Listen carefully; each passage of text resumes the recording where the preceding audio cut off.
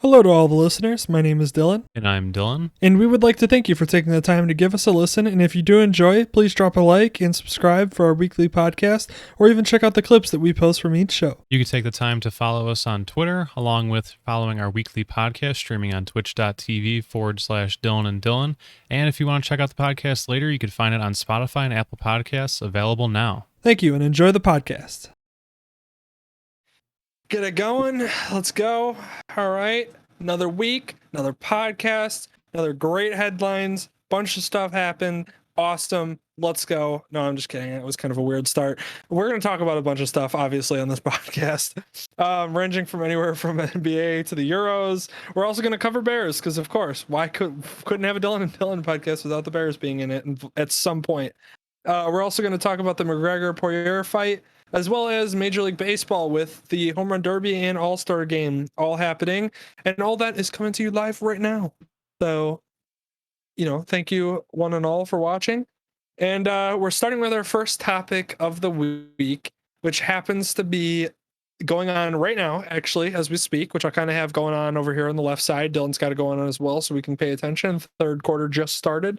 But it is a tie game going into the half. We're talking about the Suns-Bucks game 4 of the finals. So Bucks looking to even the series at 2-2. Suns looking to basically kind of keep the Bucks at bay and kind of halt that comeback that seems to be brewing there in Milwaukee. Whether it'll continue, I don't know. I really don't have faith in the Bucks being able to pull through. I just don't know. I just don't, with the way that it's been the first two games, especially with the Suns at home, they were on fire. They were hitting everything. And then game 3, you go home, of course, to the Bucks, and the Bucks, you get Middleton and Drew Holiday finally finding his stroke, which, of course, getting Drew Holiday going, who's supposed to be one of the quote unquote big three there for the Bucks, is huge. And then obviously getting Middleton to contribute, and then Giannis just having two massive nights back to back. I mean, the dude had 240 plus games with, I forget how many rebounds and assists, but it was, a close to triple double level. And a 40-point triple double in the finals is pretty insane, especially coming off of a freak leg injury. For anybody that does not know or hasn't seen that, that was a crazy clip. I straight up thought he tore everything in his knee, and somehow here he is averaging, 35 plus points in the finals. So pretty insane. It's game 2 was a little disappointing, so let's not get ahead of ourselves. Game 2 first is where we'll go. That happened since the last podcast. So that one, Chris Middleton couldn't shoot to save his life. Neither could, and then Giannis scoring 40 plus points just wasn't enough because the Suns were just on fire. I mean, the Suns shot 20 of 40, so literally 50% from 3, which is insane for a team together. And then, of course, you had Booker putting up 31 points and just cooking the whole night. So game 2 went to the Suns at home. That makes sense. These are two teams that play incredibly well at their home, which is, we've seen that before in, previous finals and previous teams and everything. So it's not surprising. But in this case, I do feel the Suns are the better team. So I feel like they'll outlast the Bucks, if I could say that, if that makes sense. Now, I will say, if game 4 going on right now, that if the Bucks somehow don't figure out how to pull this one out, they're really going to be staring down a tough task to be able to win the next one at Phoenix and then come home and win that to push a game 7. We'll see. But right now, the Suns are making a surge in the third quarter, which is always, of course, third quarter. If you're, a basketball fan, you understand that that's where, it ends up. The turn of events happens, and that's usually where the team that either is going to win or make a comeback makes their surge, is the third quarter. So that's happening right now. Game 3, though, was a different story. The Suns could not shoot at all, and you had Devin Booker. I think I have a stat right here. He shot 3 of 14 from the field, 1 of 7 from 3. That's not going to win you games. Surprise, surprise, especially in the finals. So yeah. So just not a great showing for him. Chris Paul only had 19, so really not like lighting it up or, kind of compensating for Devin Booker. But Giannis, again, incredible. And we'll see if he can put another show on tonight, as we go through this game 4. So that's my thoughts, kind of running through both the games, bringing everybody up to speed, how I feel like the finals are going to go. What do you think about everything that I just said, as well as everything that's happened? The biggest thing for me stuck out is definitely Giannis's performance post injury, because again, everyone thought he was probably going to be out, if not the entire finals, just maybe even a tear or anything else. Regardless, I'm just most impressed by him basically resorting to carrying where he's need to, despite that injury. And like that stuff and those stats and stuff get put up all the time, and they get, you know, highlights and everything else, but the context is still lost, even though again that was like a week, 2 weeks ago, whatever. And everyone has a bit of a goldfish memory, but people are just like, oh yeah, this is totally normal.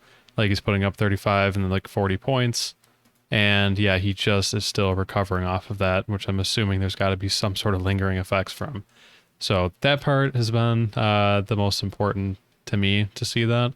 I'm still kind of in the same boat that you are, is that the Suns are more of a well-rounded team, and I still think they're going to end up winning eventually, probably in 6. But if it went to a 7-game series, that'd be kind of fun. That'd be nice. I mean, we don't really have much else to cover. We're approaching the deadest point of the year. So I would like them to continue going as far as they can. Yeah, you know, like I said, we've said this multiple times before, and it's just that the Suns, there's just something about them where it just seems like they're just a magical team this year. And in sports, if you watch sports enough, you know what we're talking about. There's just some kind of magic around a team that wins a championship. In baseball, it's really is important, because really the magic, you know, the team that feels like they're on a magical run usually ends up winning the World Series, and that's how it is in, you know, across the whole sports world. It just, there's something about a team, there's just a feeling about them, and that's how I've kind of felt about the Suns. So I'm right there with you, thinking that this is probably not going to end in the most positive way for the Bucks, but you know, either way, I mean, they're putting on a good show. Like I said, if they don't win this game, this is the decider right here, in my opinion. I don't think the Bucks are going to be able to come back from down 3-1. You know, it happened to the Warriors, and that was because of LeBron James. Bit of a different case. Yeah, that Cavs team, which is insane. So, you know, that's a lucky, you know, incredible happening that does not occur, and that was also special circumstances with, you know, Draymond Green going down and all that fun stuff. So. Yeah, people forget about that. That was important. Him being suspended, the injuries, everything else. Yeah, another one of his, you know, great kicks to the nuts there. But shooting motion, by the way. Yeah. So, yeah. Anyways, not surprised that that, you know, ended up turning the tide for the Cavs, as well as LeBron James just deciding that they weren't going to lose, and then Kyrie Irving finally contributing. That was, you know, a whole different series. I don't think the Bucks have the firepower to get there. So for me, I think the Suns are going to end up pulling this out. And that's just, you know, unfortunately for the Bucks, that's the way that I think it's going to go. I do think Giannis's injury definitely did not help things, and I'm sure there's probably some still, you know, some tenderness there, like some hesitation potentially. Obviously, the dude's dropping, you know, 40 plus points in the last 2 games. Don't really know if you could say much more about that performance other than that's great. So, you know, whether it's holding him back, still probably up for debate. But regardless, still a thought to think about is that that injury did happen at a inopportune time, considering they were going into a healthy, you know, or a series against a healthy Suns team that were on a run. So, yeah, you know, yeah. And then obviously, you know, you get the these 2 guys right here. Obviously, Drew Holiday is key for the Bucks. He's a guy that when he's cooking and doing well, that creates a whole different, you know, opportunity for the Bucks, because it spreads the floor and it delivers another threat basically from the line, as well as from the 3-point line, and just spreading the shots out that allows them to, you know, essentially make it so that way everybody's not keying in just on Chris Middleton or you know, from behind the 3-point line or anything. When he gets it going, that allows this Bucks team to really kind of spread their offense around and get a little bit better, and it allows Giannis to have some better opportunities, allows Chris Middleton to have some better opportunities, and it just spreads the offense a lot better. And then obviously Devin Booker is the other key for the Suns, because Devin Booker, when he gets things going and he's scoring and he's unstoppable, it allows Chris Paul to get his shots from the mid-range. It allows DeAndre Ayton to not, you know, encounter as much down low. because when Devin Booker drives or Chris Paul runs that pick and roll with Devin Booker, you get the possibility of either one of those two guys pulling up from mid range, or even taking one down low. And so it kind of freezes the center, whoever's down low, and then freezes the defense, and then you get shots open for DeAndre Ayton close. So there's a lot of opportunities that get flowing through. So Devin Booker being the key for the Suns and Jrue Holiday being the key for the Bucks, I think moving forward, especially in the game that we're watching live right now, as well as just for the rest of the series. If you hear Jrue Holiday had a good night, you could probably guess that the Bucks have won that game without looking even to see if they did. Same with Devin Booker. If Devin Booker had a great night, probably the Suns ended up winning that game. Yeah. Which Devin Booker, by the way, looks like the most innocent person in the world. Mm-hmm. He has a massive baby face. He was only drafted. He was drafted like 14th overall, I think, 15th overall. And I remember me and my friend Craig watching the draft and everything. I remember me and him being like, Devin Booker, like that's an interesting pick. Like I don't remember him because I don't remember Devin Booker being like that crazy in college. Like he was a shooter in college, but like there's shooters on literally every college team. So you're especially being at that high of level. Because he went to Kentucky, I believe, right? It was either Kentucky or Duke or something like that. He went to one of those big schools, and I just remember him being like a part of the team, but not like the key part of the team. So when he started like taking off and had that 70-point game, it was just insane. And I was like, man, they really hit on this guy, and he was not a top 5 draft pick. So it was Kentucky. Yeah, I was gonna say I remember him being in blue. So. Right. One of those two teams, but yeah, it's impressive. But like I said, those are the two keys to the series moving forward. Like I said, we're watching Game 4 live, but also to the series moving forward after this game. Is if you see Jrue Holiday had a good night, that's a good night for the Bucks. So, we'll see how it goes. Right now, not looking great for the Bucks, but of course it's the third quarter. Like I said, teams make surges. Everybody goes on runs. I'm sure it'll be close in the fourth. And really, it just comes down to if they can get enough shooting out of Jrue Holiday and Chris Middleton to spread the floor, and if Giannis is hitting his free throws at the end of the game, those combinations are what basically set the Bucks up to win the entire thing.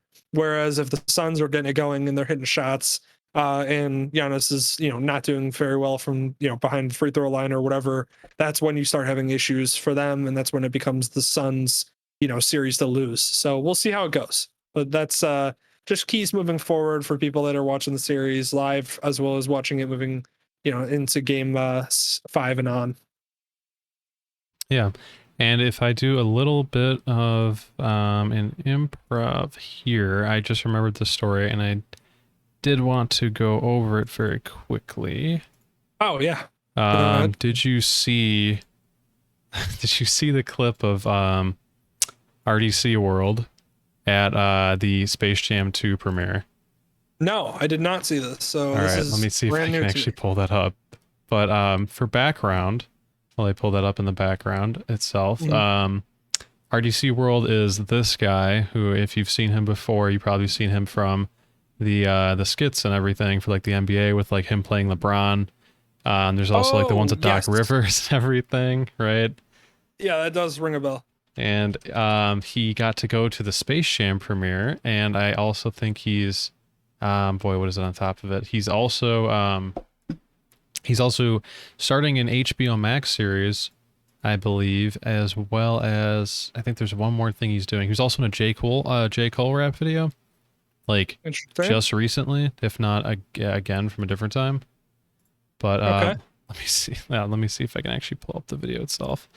But I just thought this was crazy because like LeBron was happy to see him and knew what he was from. Obviously the videos have been really popular, but man, they absolutely that's just crazy to go from like skit comedy and be here and doing that now.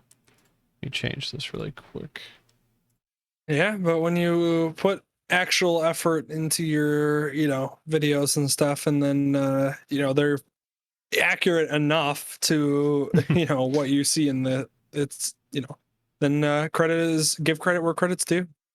Yeah, let me see. I don't know if we get the audio from this, but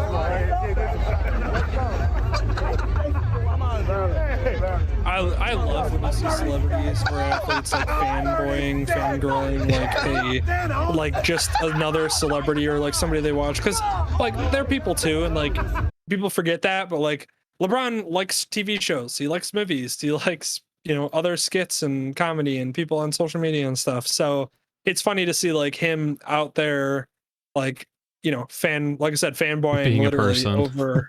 Yeah, literally being a human being and like fanboying over somebody he's watched like videos of, because we all do that. We all react that way. You see the person. I haven't had the privilege of seeing a celebrity really out in public or like being able to interact with one. I know you've had a few interactions. My absolute favorite is that one of my favorite, if not my favorite, uh, musical group is 21 Pilots, and my favorite I think was you sending me a thing that was like, I think these two guys are behind me, like sitting at Chipotle, and then Yeah. you sent me a picture, and it's literally 21 Pilots sitting behind you at Chipotle, and I was like, dear God, why are you in this situation, and why am I not?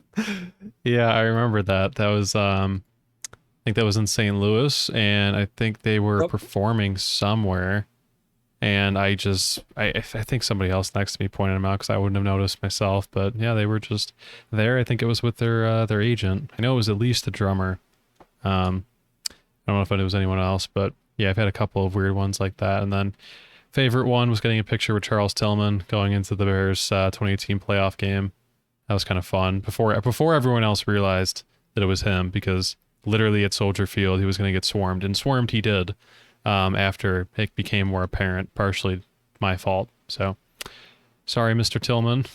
It's an FBI agent now, but that was very fun too. But no, I just thought this was very interesting. I hadn't heard of them for a while. I mean, I didn't follow their social medias, obviously, but they've been doing more and more and more. But they just started out doing skit comedy, albeit it was really funny, but it was like low budget, low production, and now people are literally just throwing money at them to go ahead and replicate what they're doing online. Because I Yep. mean, it's literally taking the bag and being given the bag. Absolutely do it every time. But very, very, very cool to just go from doing that with friends and then all of a sudden that, and also LeBron knowing the skit and also like recanting it back to you is really, really cool. Yep. Like I said, that's what makes it awesome, is being able to see like just somebody make it like that for, whether it be just doing skits, just like you said, low quality, but like also had good content, funny, like genuine funny, not like, very forced or like, hey, laugh at this joke kind of funny. Like it's just actually making good content. And that's, it's good to see. It gives hope to other YouTubers like us, for Yeah. instance. Like, but for real though, like it's fun seeing like a celebrity or somebody like actually fanboy or fangirl, like I said, over like another celebrity or another person that like very clearly is not at the same level of fame, but like also funny to see. Yeah. Yeah. So that was the fun All right. story that I remember popped up. Glad I remembered that. But let's talk about the Euros. Oh boy. So I heard a couple English fans that said England gonna England, and I just was like, well, sorry, I I don't know what to tell you, but like, yeah, that's very true. I know there was a couple English fans that basically talked about how it's like they were waiting, like you're just enjoying the whole Euros, but you're also just waiting for like, when's it gonna happen? When are we gonna do it? And then they did it, and it happened in the biggest stage, in the biggest game of the tournament. And it was a shout out to them for making it that far in the first place. It was obviously that impressive. Italy probably, if I remember correctly, went into this game being favorites, but regardless, they made it interesting. Of course, you had to know. I mean, you had to know it was going to go to penalties. That's just the like for them to go to extra time. That's a given. It's going to happen. It's a championship game. Like unless they're like very one-sided, where one team is just significantly better than the other team, IA like the Germany versus Brazil in the World Cup. Unless it's that, you're expecting it to go like extra time. And then in extra time, of course, it went through extra time and we went to PKs, because of course the final for the Euros had to be settled in PKs, which was amazing. So Right. we start with the beginning of the game. So first, we started with Italy coming out in a 4-3-3 formation, just a standard formation, and that'll become important later, which we'll talk about. England came out, in their normal lineup that you would expect, and really at the beginning of it, wasn't a lot, wasn't like too crazy going on, but then at one point, just a beautiful crosser, and it made it through all the way to the end, and the left back, which, oh god, Luke Shaw was his name, on a beautiful strike. I mean, like, just the touch off his foot, catching it off the fly on that crosser was just beautiful. I mean, he slid it right past the defender who was sliding in front of him, as well as the goalie who was, fading back to that right. It was a beautiful shot. It was a beautiful touch off the crosser, and not surprised in any way that it ended up going in and finding the back of the net, and they led, and England was up. And a lot of people actually cite that as the start of England's downfall. And the reason why they say that is because it was kind of like the English taking their foot off the pedal kind of thing, because they're up early, with a 1-0 lead. So, a lot of people cite that as it felt like they were less aggressive and they kind of sat back and played more defensively, which, unfortunately, that's a strategy that a lot of teams take. And we've talked about this in sports. I don't know why teams do this. It's that same concept in NFL where it just pisses you off that they do like the prevent defense, Yep. and you saw that with the Falcons where they took the foot off the pedal, and guess what? You ended up losing to the Patriots in the Super Bowl. So that's what happens. Don't take your foot off the gas. Keep it going. Well, they didn't take their foot off their gas. They actually stepped on it so hard they put the gas through the bottom of the car. Yeah, you need to. The moral of the story for any sports team out there: play your offense, do your thing, keep doing what you're doing, keep the game plan rolling, and don't change it, because obviously it's working. When you're up 1-0 against Italy in the Euro final, don't become a defensive team that's trying to basically stop a goal rather than produce one. That was what a lot of English fans cite as potentially why England ended up on the wrong end of this game. But essentially, regardless of whatever happened, England did go up 1-0 to start, and like I said, it was off a beautiful crosser and a beautiful touch from Luke Shaw, the left back. And then it kind of transitioned. So at halftime, Italy, like I said, came into the game with their normal standard 4-3-3 setup. They actually kind of changed, which I actually had to watch a video on this because I was not as familiar. So I'm sure my, fellow soccer/football players or fans out there will have a better understanding of what I'm saying than what I'm saying. But essentially, the Italy team went to a false 9 setup, which we will see right here on the screen. A false 9 formation, I guess, essentially means that the center attacker there, that you see the false 9, working underneath, essentially plays in between the lines. So what it means is the wingers on each side will kind of get ahead of him, and he plays in between the midfielders and the wingers. What it does is, if you have a 4 defensive set where you have 2 center backs, a left back and a right back, one of the center backs will have to either step up to play that false 9 attacker in the middle, or he'll have to hang back and let him be. If he hangs back and let him be, then he's liable to receive a lot easier to receive passes, and then he can kind of set up the offense from in between the lines there. If the center back does approach him to attack, well, then that forces one of the other center backs or the right back or left back, whoever's on that side of the formation, to essentially have to kind of fill in over or stay home, which leaves a gap. So it kind of forces the defense to react, and whatever way they react is the way that you can kind of exploit their defensive formation. So England playing a much more defensive type of game going into this. That's why you get what I was saying with the fact that essentially, that people thought that maybe was their downfall. And Italy switching to this formation, which I believe worked about 9 years ago in 2012 Euros, came to help a little bit here. And it led to a beautiful goal. And a beautiful goal is in got to be in the right place at the right time kind of goal, which you see right here, which is the aftermath, which was the Leonardo Bonucci Nailed it. made the equalizer off of a rebound. So basically, corner kick came in, header led it across to the center of the formation.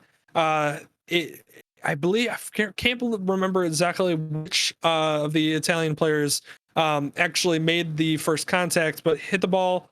The ball ricocheted off the goalie, ricocheted off the left post, right post, I guess, in this area, and bounced back right into the lap of Bonucci, who was kind of sliding across the formation. And it just was like I said, a right place, right time, perfect bounce kind of thing, where he just caught the rebound, no defenders there to really stop him. And he just nailed it right in. And that was the equalizer. And it obviously changed the pace of the game from there on, because now England's got to, try to create. And basically the rest of the game ended up being a kind of back and forth, nothing super crazy as far as creating shots. There wasn't a lot of that going on, but you did have some back and forth, some 50-50 balls, a lot of things where, people were just, doing their best to get a shot or get something going, but really kind of not fulfilling. And we ended up, of course, like I said, how does the Euro not go to overtime or extra time? It went to extra time and nothing happened. Again, kind of similar to what was happening towards the end of that second period. Same thing happened here. So then we fast forward to PKs. PKs kind of went a little crazy. We had a couple missed opportunities on the English side. We had an opportunity that was missed very early on in the second round from the Italian side, which led to England being up 2-1 at the end of the second round of the PKs. And then you had a shot from the English side that went off the post, which allowed Italy to get back even. And then Italy went up in the next round, 2-3.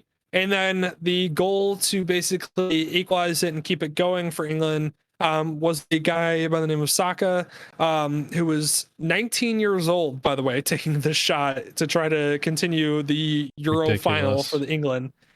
Takes the shot, and Donnarumma, who's one of the best goalies in the game, just very nonchalant, just guessed completely right and blocked it, and very clearly walked away. And just such a swag strut that you see. I mean, you could see it a little bit in this photo with the close up. That's like, he didn't even celebrate. Like, that's what he did. He literally just walked away like, yeah, I did that kind of thing.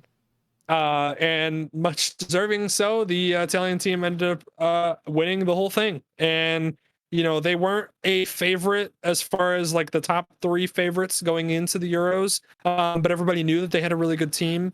And they just put it together when they needed to and continued to, show out. And here we are. And I want to also talk about the fact that, by the way, why don't you put the Italian championship photo up while we talk about how, I may or may not have won the bet here, where in one of our last podcasts, I don't remember exactly which one it was, but Dylan, I basically said, let's all pick a team. It was me, Dylan, and Danny, who was our guest we had on to kind of give us an understanding of what happened in the group stages, as well as what to expect and kind of MLS talk. So if you want to hear any of that, go back and listen to those clips.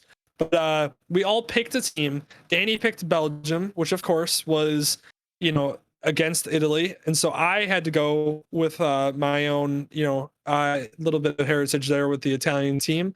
And then Dylan tried to go with the, kind of like the magical, stuff happening with them Denmark team, which they did show out pretty well in that game and ended up moving on to the next round. But Italy won that decider against Belgium, and I think that was, the turn of events for them. That was when they became a very serious, okay, now they're the favorite to win it. England did storm up to try to, have a magical year of their own, but Italy proved too strong and too much for the English team. And I won the bet, which is the most important part of that whole thing. Of course. Because I did not win the previous bet. So I'm 1-for-1 right now. Equivalent exchange, yeah. So whether or not we're going to do it on this podcast or the next or whatever, but Dylan and Danny both owe me a shot. So there's that. Yeah, So, I'll have to add a little counter on the side, and write myself a little bill for that. Maybe even we'll have Danny on and we both could pay our debt. that would be good. But yeah, so congratulations to the Italian team. England, man, I'm sorry. I'm sorry that it happened. You had to wait for England all the way to the final, but it did happen. And man, I would say there's always next year, but you got 2 years because then you get the World Cup. But heartbreaking. Did you see all the videos of people celebrating England losing? Like there was an Irish pub that was going nuts just because they were losing. That stuff's always fun to watch. Makes it way more entertaining. I just like, I love watching fans. Like, being a fan, you know, a super fan of certain teams, you know, obviously I'll lose my mind if the Bears lose. I'll lose my mind if the Bears win. You know, like, there's emotions that happen. You know, Cubs 2016, I lost my entire mind, and it was great. But I mean, that was really it. That was what I had for that. Are we online again? Yep. Okay. Oh, technical difficulties. Gotta love them. Yeah, I got really punished for working on that mid scene. Oh well. It's all right. Anyways, we will once you're ready to go, we'll transition over here. Get kind of a nice hard transition now that the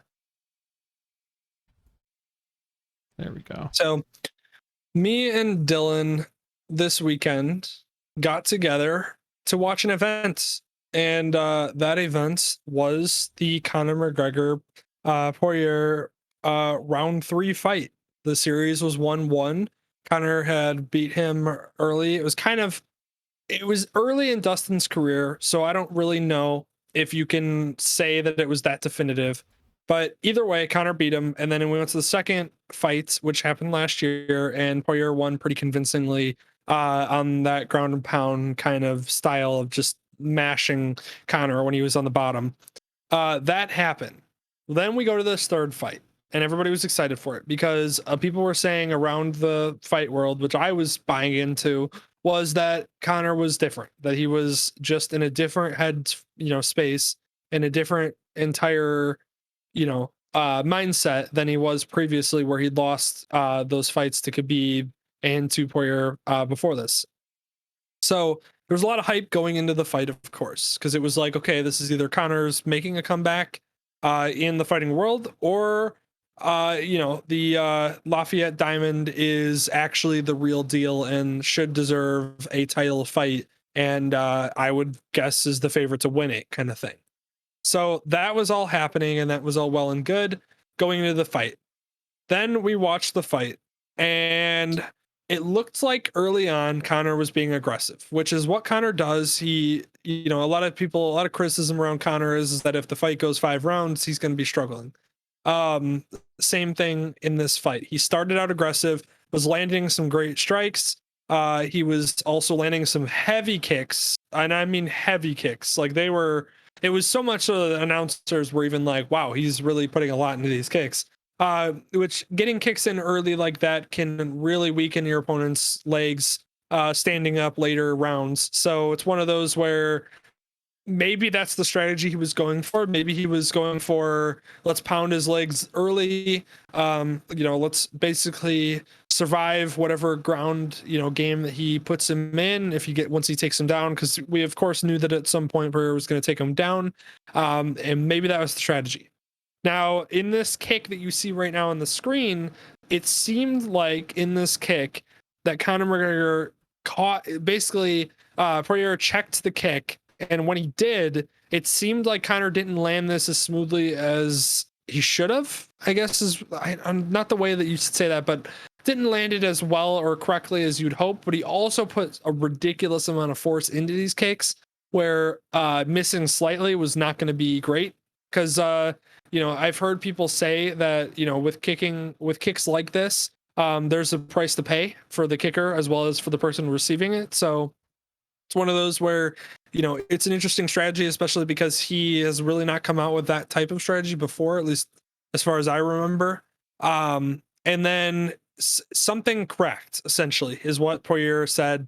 It felt like, and there's actually, which Dylan will put on the screen, but there's a photo of Poirier actually pointing to what he believes is the crack, like when it happened. So you see right here, you can see Poirier pointing to it mid-fight after Conor. So this is right after Conor's completed the kick.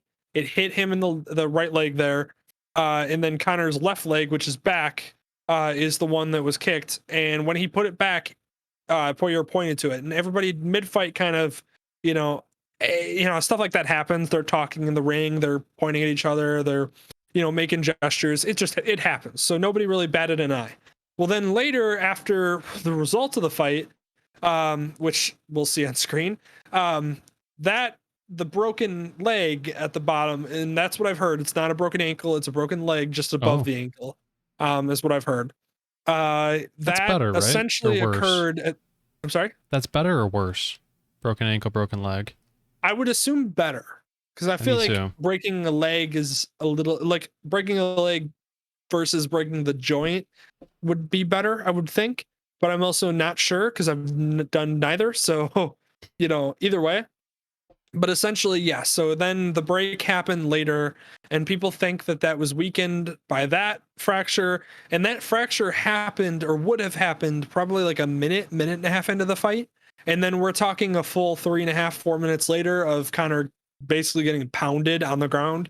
And by pounded, I mean it looked like Poirier was going to finish him in the round two. If they went to the ground in round two and Conor was still standing up, I don't think Conor's getting off the ground after that. I think he's getting beat in that second round if he goes to the ground early and Poirier continues to just smash him in that ground and pound type of style that he did in the previous fight that ended up winning against Conor. So, so we could say all we want about the merits of that, and I will say it's hard because hindsight 2020, looking at the fight, you want to say that, well, Conor had this fracture and that occurred a minute and a half into the fight, and it obviously took Conor out of his game plan.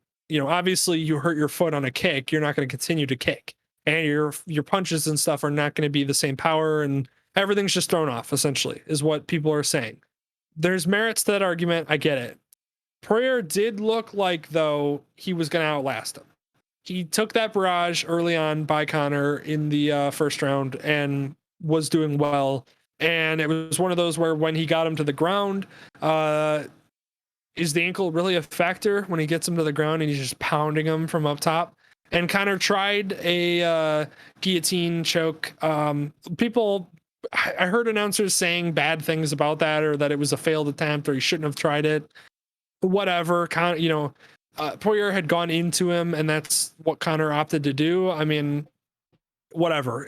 We could talk merits about that game plan and everything there, but essentially it didn't look good for Conor when he got to the ground, because Poirier did exactly what he did in the previous fight, which is he just pounded him and he got on top. And Poirier is a black belt in a couple different jiu-jitsus and is not somebody to mess with when you get on the ground, and that's what you saw.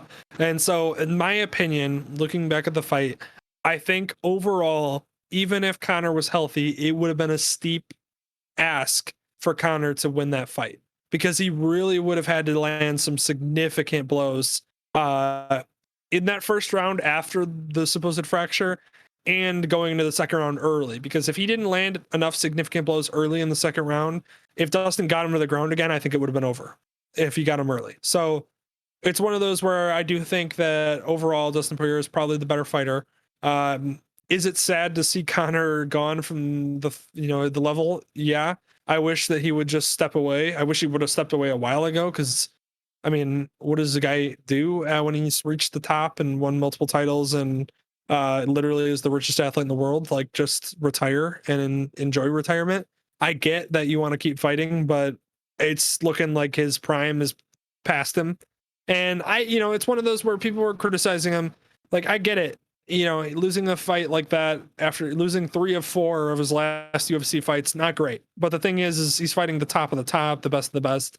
Dustin Poirier is the best at his weight class right now in my, or it might be the best at his weight class. So there's merits there too in that argument of, while he's fighting the best of the best, maybe his best days are behind him, but he can still fight at a high level, just not that high of a level.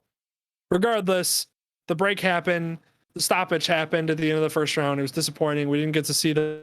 I actually kind of feel bad for Poirier because like I said, I do think Poirier was going to finish him in the second round, especially if he got him to the ground early. And so for Poirier to kind of, not an illegitimate win, because it's not, he won and he was winning when the fight was ended or was called. It's unfortunate for him because he doesn't get a definitive, if he would have won the definitive trilogy fight, then we would move on and it would be like, okay, Conor's best days are behind him, we can move on. But the whole fracture early and the break, and then I guess apparently, and it's documented, so it's not fake, apparently during Conor's camp in preparation for this, they actually did have where he made a kick and cracked something, and they had x-rays done or something like that, and Really? they couldn't find anything definitive on the x-rays, but they believe that it was either like a chip or even potentially like a hairline fracture that they couldn't just see on the x-rays. But like something didn't feel right, I guess, in his camp, and so they were just trying to get healthy enough for him to fight, and so maybe that contributed to it. I don't know. I just, like I said, I feel bad for Dustin Poirier because I feel like he was the better fighter in this fight, but I feel like he's getting robbed because it was such an illegitimate. People are going to argue that it was illegitimate because of the injury, and well, Conor wasn't fighting at his best, and it's like it would have been a steep ask for Conor to win that fight anyways, and at his best. So I don't know. That's where I'm at with this fight and everything. I don't know what you think now looking back on it. So my question is, how long ago was that apparent fracture in the camp? Is this the first I'm hearing of it? I believe it was a few weeks ago. And Kavanaugh, one of his trainers, basically said it in an interview with a UFC personality. I can't remember what her name is, but it was a good interview, I guess. But that's when he mentioned that had occurred, which, like, you can say like, oh, coming out now, that's perfect timing kind of thing. But also like, they're not going to come out with that before the fight. Like, you're not going to say like, it's like in hockey where they don't mention that the injury's anywhere specific. Like, they're not going to say, hey, my ankle's bothering me, because then you're going to key on that. So, Yeah. No, I was kind of curious of like, I mean, not legality of it, but like from the UFC's perspective of having that be I don't know, a more likely possibility, I guess. Like, obviously it seemed like it was checked out and they were comfortable to go through with it. I wouldn't be surprised if there was external pressure to go through with the fight, regardless of his health and everything.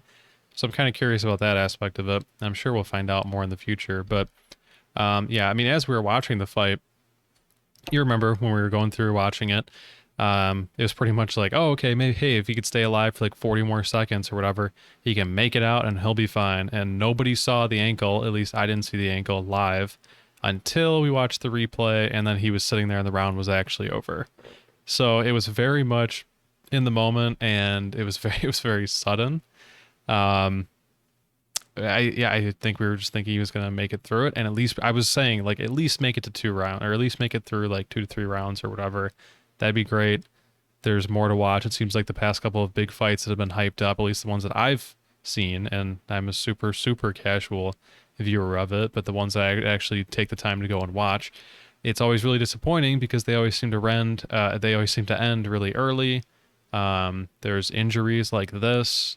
There's just something that basically takes the drama out of it when, you've been hyping up the whole day around it, months, weeks, whatever it's been advertised as, and then it just kind of ends just like that. So kind of a shame to see it that way.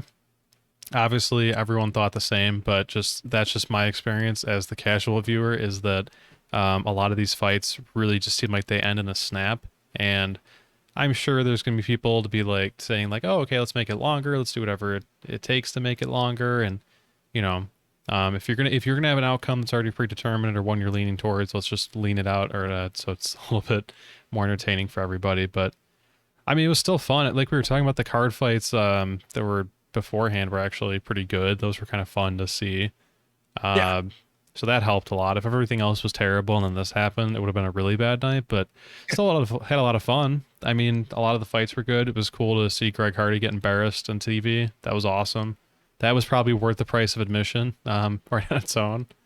Thank So God, that was crazy too. Yeah.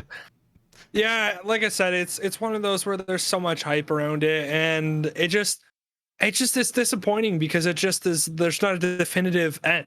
Like you can't really like. Do I think that Poirier was going to win? Yeah, I do think that Poirier was going to win. But the problem is that the fight ended in a break by Connor. So like, there's questions where it's like, well, Connor ended up, hurting his leg early in that fight, and he didn't continue his strategy of obviously the leg kicks he was landing and the strikes that he was landing. Well, what if he continued doing that? Would Dustin have taken him to the ground as quickly? Would Connor have been better in protecting, that sure, way? There's so many what ifs that it kind of sucks because it's like, do I think that Connor maybe deserves another fight against Poirier? Like, no, I don't think he does. But the thing is you can make an argument that he should because of the way that this one ended. Like, in my opinion, I think, for McGregor to get another title fight, he's going to have to win a couple fights. Like, he's going to have to beat, like, he should not get a Poirier fight immediately. He should get a couple fights underneath Poirier where he builds his way up to maybe Poirier, where Poirier can get a title shot first. And then, he builds his way up to that. That's fine. If he gets there again based on that route, I'm okay with it and I'll be excited because obviously it means that Connor's back on the grind and, we're going to get a legitimate fight. But the problem is that, with the Hail Mary attempts that Connor's trying to throw right now on Twitter and all this, it's one of those where you're just like, he obviously is trying to get a fourth fight, but like, I don't think he deserves it, but also it's the UFC and it's Conor McGregor and he makes a lot of money for everybody involved. So like he might just get the fight off like automatically. so that's an interesting discussion too. I think I know what the answer is right off the bat, but do you think they'd make more money if, from the UFC's perspective and everyone else involved, if they went straight to the fourth fight, or if they milked out all these other, your comeuppance victories and stuff of him fighting lower level fighters? Now, given there are more fights, there's more things to hype up. Obviously, they're at a lower level. I'd be interested to find out if his superstardom is enough to like overcome, lesser fighters or people that they're actually making up. That would be very interesting because that would mean he's such a strong media draw that they don't even have to do this massive fourth fight. And they will, like, assuming he wins through them. It's a gamble for sure. Mhm. But if he's actually able to make more money fighting these lower level fighters because people don't care about the level, they're casuals like me who are like, oh, I know that person. I might as well watch it because everyone else is going to be talking about it. And that's an interesting discussion for lots of other sports, but this is a really good example of where that could come into play. Maybe. I'm sure we'll see. So a couple things here. So one, I think there's two options that are pretty viable. I think your short-term make money now option is to get the fourth fight. I would assume Poirier is able to get a title fight next. He should get a title fight next. I don't know if he's going to, but he should. And then at that point, you can advertise it as McGregor versus the champion and Poirier. And then you could throw all the advertising out there about the definitive fight and like, well, the last one ended in abruptly and short. This one will be the definitive answer. There's advertising there that can be done. Yeah. And I think you have short-term gains there. I think if you're going for the long-term gains, as well as the safer route, I think you give Poirier the title fight, and I think you give McGregor a couple tune-up fights, not tune-up, but against lower-ranked opponents than Poirier, and build his way up there. Because I think if he ends up winning, I don't know the rankings right now, but offhand, but let's say he goes and wins against the fifth-ranked fighter or the sixth-ranked fighter, and then he wins against the third-ranked fighter.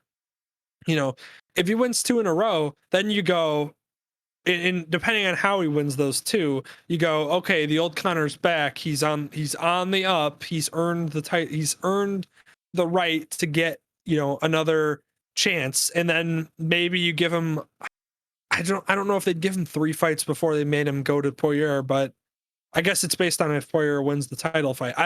There's a lot that could happen there, but I think that's the safer route for UFC because I think that they would allow McGregor to build again. And I think he would probably win against lesser opponents because he can still fight at a high level. It just might not be at the highest. But Right. if you give him a couple fights below, to build his way back up and earn the right to get to a title fight, or even just a fight against Poirier if Poirier doesn't hold the title, then you feel a lot better about going into that fourth fight, because you go, okay, it wasn't handed to him in just a it's the UFC, we're going to make money on its instant fourth fight. It was more of like we're building it up, we're allowing Conor to get back there. There's a path for him to get there. That's the safer route. I think that's long-term money, because you can sell, because once he wins one or two of those fights, you can sell the next, two or three of his fights. Yeah. Building up to the championship fight. Or like I said, a fourth bout against Poirier. So there's, like I said, I have a feeling that unfortunately what's going to happen is that UFC is going to give Poirier a title fight. If whether he wins or loses, I think if he loses, you're going to see McGregor Poirier 4 ready to go next year, same time. I think if Poirier does get a title fight and wins, I think then there's an argument that he shouldn't fight McGregor next. Like Conor shouldn't get a title shot next. So that's where I would stand with that. I don't, it's hard. They're definitely, UFC is definitely in a hard place, because there's going to be a lot of Conor fans that are going to want him to fight immediately against Poirier again.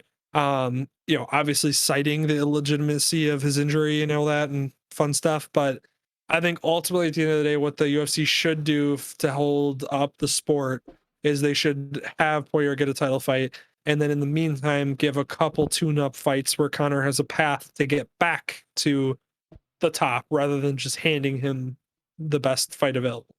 I think we can both agree that as long as he doesn't want to be done, he is not going to be done. No. If he wants to fight, he will have the platform. Absolutely. There's Listen, literally he's the richest no athlete in the world. Yeah. He's the richest athlete in the world. He just sold his whiskey for $600 million.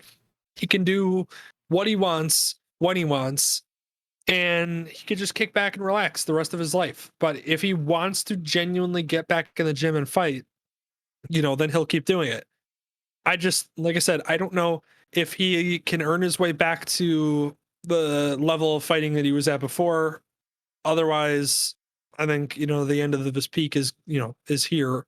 And, the end of his career is here. But I don't know. I mean, UFC's, it's hard, because it's like, I feel like the UFC is going to try to milk it for all they can. Oh, yeah. But I just hope that they handle it the right way. Yeah, no, definitely. I feel the same way. I feel that they're not going to let go of what they know that they have, and that's a bunch of people who aren't, or who were mostly introduced to the sport by him or as proxy by him in some way. And they absolutely have to milk that in some way. So be interesting to see the upcoming weeks. I'm sure we'll get injury updates and everything and what they're going to be looking at, and you'll hear a little bit more. But obviously that's going to be the biggest news story to follow with it. So in terms of other contractual things that we're discussing as well. Oh, what a transition there, Dylan. That was great. We can also go into Allen Robinson. Yeah, so we move into this, which was annoying news that I heard the other day. Is the Bears have basically decided that they're not going to have Robinson sign an extension before his deadline's due. The deadline we're referring to is the deadline that basically allows him to either play on a extension or play on his tag. They are skipping that deadline, so he's playing on his tag 100%. What that means is his time is now very limited in Chicago. This is it. This is his last year, unless they are somehow able to work on an extension, although that hasn't happened in literally the last 18 months. So will it happen? Probably not, because the Bears are just going to lose their best offensive weapon with a young developing quarterback. Because why would you give your young developing quarterback your best offensive weapon for the next 4 or 5 years? Instead, let's just get rid of him. Well, so there is the possibility, remember, if it really came down to it, they could do the Dak Prescott thing where they could tag him another year and drag him out. Yeah. It's not going to make him happy. No one's going to be super happy about it. But then the problem is the problem with that, though, is that the Bears, so originally Robinson was going to take a hometown discount. He was going to take around 16 to 17 million a year, 17, 18 million a year, which would have been a discount, because wide receivers at his caliber are going for 19, 20, 21 million. So he was going to take a couple million discount for the Bears because he liked playing in Chicago and he likes where he's at, which is incredible because he's had nobody to throw him the ball. So, the fact that he actually likes it here is astounding. But shout out to him. Thank you for enjoying to be a Bear and being mediocre. But yeah, he wanted to stay here. So then the Bears, being the smart and savvy team that they are, decided, hey, Alan, we know you want that discount, and you're already giving us a discount, but we would like an even bigger discount. We'll offer you like 15, 16 a year. And Allen Robinson being like, hey, I'm a great wide receiver. That's pretty lowballing for a wide receiver that, of that caliber, said no pretty understandingly. So that went on for a year, and here we are with nothing done. And the problem is now after a year, Alan was like, okay, no, I want like actually what my market value is instead of the discount, which is understandable. Literally 12 months that discount was on the table. So, you're not going to accept it. That's on you. So now we're at the point where now Robinson wants market value. The problem is market value is going to increase next year when the salary cap goes way up. So my question is even if he plays on this tag, and even if they tag him again to try to sign him to an extension again, is the money going to be too high where the Bears, who are already not going to pay the discount, are they going to actually pay the extra 2 to 3 million a year that's going to make it so they can keep him?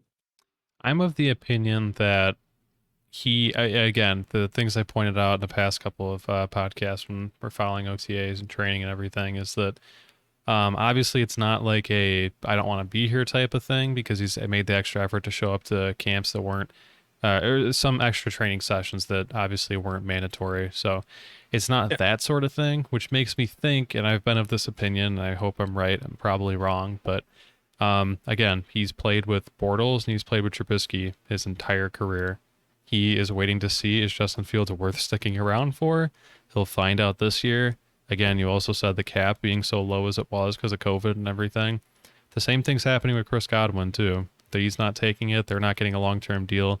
I think that's for a reason. I think it's also because, it is because of the money itself, but also they know that the cap is going to jump up so much next year that, they could probably entertain market value with a huge receivers class. I think people pointed out Devontae Adams, he's not going to make it to the market, so I don't think he's going to be a factor in it. But I think they know their value going into next year. I don't really think this is a Bears front office type of issue so much as it is him, again, waiting to see, do I want to spend my prime years with a quarterback who is good? And obviously he would want to do that, and he wants to make sure Justin Fields is that guy and doesn't want to lock himself into a Trubisky situation again where he's wasting his prime years.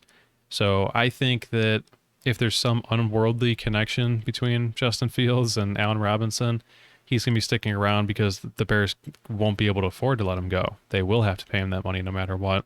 Because then you have Darnell Mooney as your number 2. You have whoever else you want to fill in. Maybe Anthony Miller's gone. Marquise Goodwin, whoever it is, your wideout 3.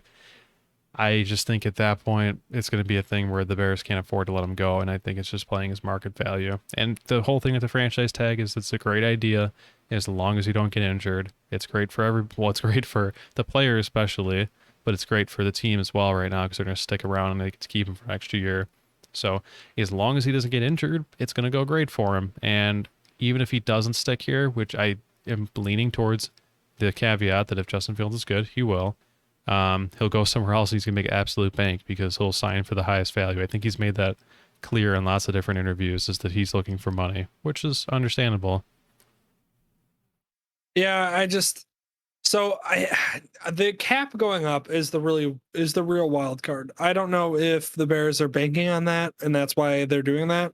But then the Bears also, like we said, signed a couple 2-year deals, which made absolutely no sense considering the cap was about to jump up and like every team was signing a 1-year deal and then we were like, we'll sign you for more. And I again, who knows why, but yeah, we're the Bears. But yeah, so I don't know if the Bears are genuinely banking on that. Like Chris Godwin's, for instance, that makes total sense why they would bank on that because to make that team or keep that team, it makes sense to extend him 1 more year on the tag and then go from there when the cap jumps up. That makes sense.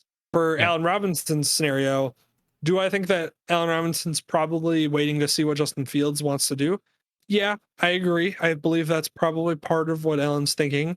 But the other thing too is Allen is still thinking like, hey, we try to get a contract done. You guys are gonna wait till the cap jumps up. That's a whole nother year where I could get injured and this whole thing's done. And for a guy who's been injured in the past, because he tore his ACL before he came to the Bears, and that's why the Bears got him at a discounted rate, the contract he's on right now. Um, yeah, so it's one of those where I just, in my mind, there's something about it where I just feel like he doesn't want to wait because he's 29 years old, older, a wide receiver who's 28, 29. He might be 28 years old. uh, yeah, he's 28 years old. A wide Yeah. receiver being 28 years old, he only has 2, 3 years of being at the top peak of his prime, until you start declining usually. Not saying that's the case for every wide receiver, but it's usually the case for most. And so it's one of those where I think he's trying to get a contract now rather than waiting a whole nother year and then a whole nother year after that potentially, where now we're talking he's going to get a shorter contract with less guaranteed money. So I just feel like he's probably going to be too frustrated with the situation where it's really going to have to take a promise from the Bears of like, hey, we'll extend you when the cap jumps up. Like they're going to have to actually extend that out to him, which doesn't feel like it's happened because if it did happen, we wouldn't hear so much about there being animosity between the two and how Allen's not happy, like being there and the contract status and all that. And he's not, he's answering questions, where how's that going? And he's basically like, yeah, I'm just here to play. Like, if the Bears extend him a promise of like, hey, when the cap jumps up next year, we'll give you a 4 or 5 year deal. Then, you also have him in the connection with Justin Fields, and that is, as great as we hope it can be. I think those are the two things that keep Allen in Chicago. I think that if the connection isn't spectacular and the Bears look like, yeah, Justin Fields is good, but he's going to need time, like he's going to need a little bit of time to grow, or like the offense just doesn't run well as they hoped, or whatever it may be. And then also the Bears don't extend that promise, and it seems like they almost want to, tag him again. I think that's when Allen's like, okay, get me out of here. Yeah. I just don't know what their succession plan is exactly because, like, you don't have that guy on the roster and you're going to bank on drafting that guy, which is fine because I guess, you have your Justin Fields years, his rookie contract years, but it goes back to the thing that I think we maybe discussed this before, maybe we haven't, but the Bears have tried the loaded defense thing. A lot of teams have tried the loaded defense thing. I'll say in playoffs, yeah, it helps out a lot more. I'll say as a Bears fan, it hasn't really gotten to too many places in a long time. So it's about time maybe we try we try injecting a bunch of money into the offense, and then we do the best that we can with the defense. Like a defense that is above average, obviously would be great, but we don't stack all of our cards into a defense and then just hope the offense can pick up a couple of points because that's not the NFL as it currently is. Yeah, you have your one-off teams, 1, 2 off teams, whatever. They have like stellar defenses. They're carried, everything else, and they can go pretty far. But they're more or less, I don't want to say a flash in the pan, but it's not consistent winning because the NFL isn't built around defenses. It's built around offenses. It's built Yeah, around they're scoring. limited. Yeah, scoring's cool. Everyone wants to score. I think that they're going for, and that's what they've showed with all their offseason moves and everything, is that they're going for going on the offensive side. And with the defense, we've got a fantastic core of players to build around and like veterans and people with all pros and all stars and everything to use. And then we have a bunch of younger guys that have promising things, but they're not expensive.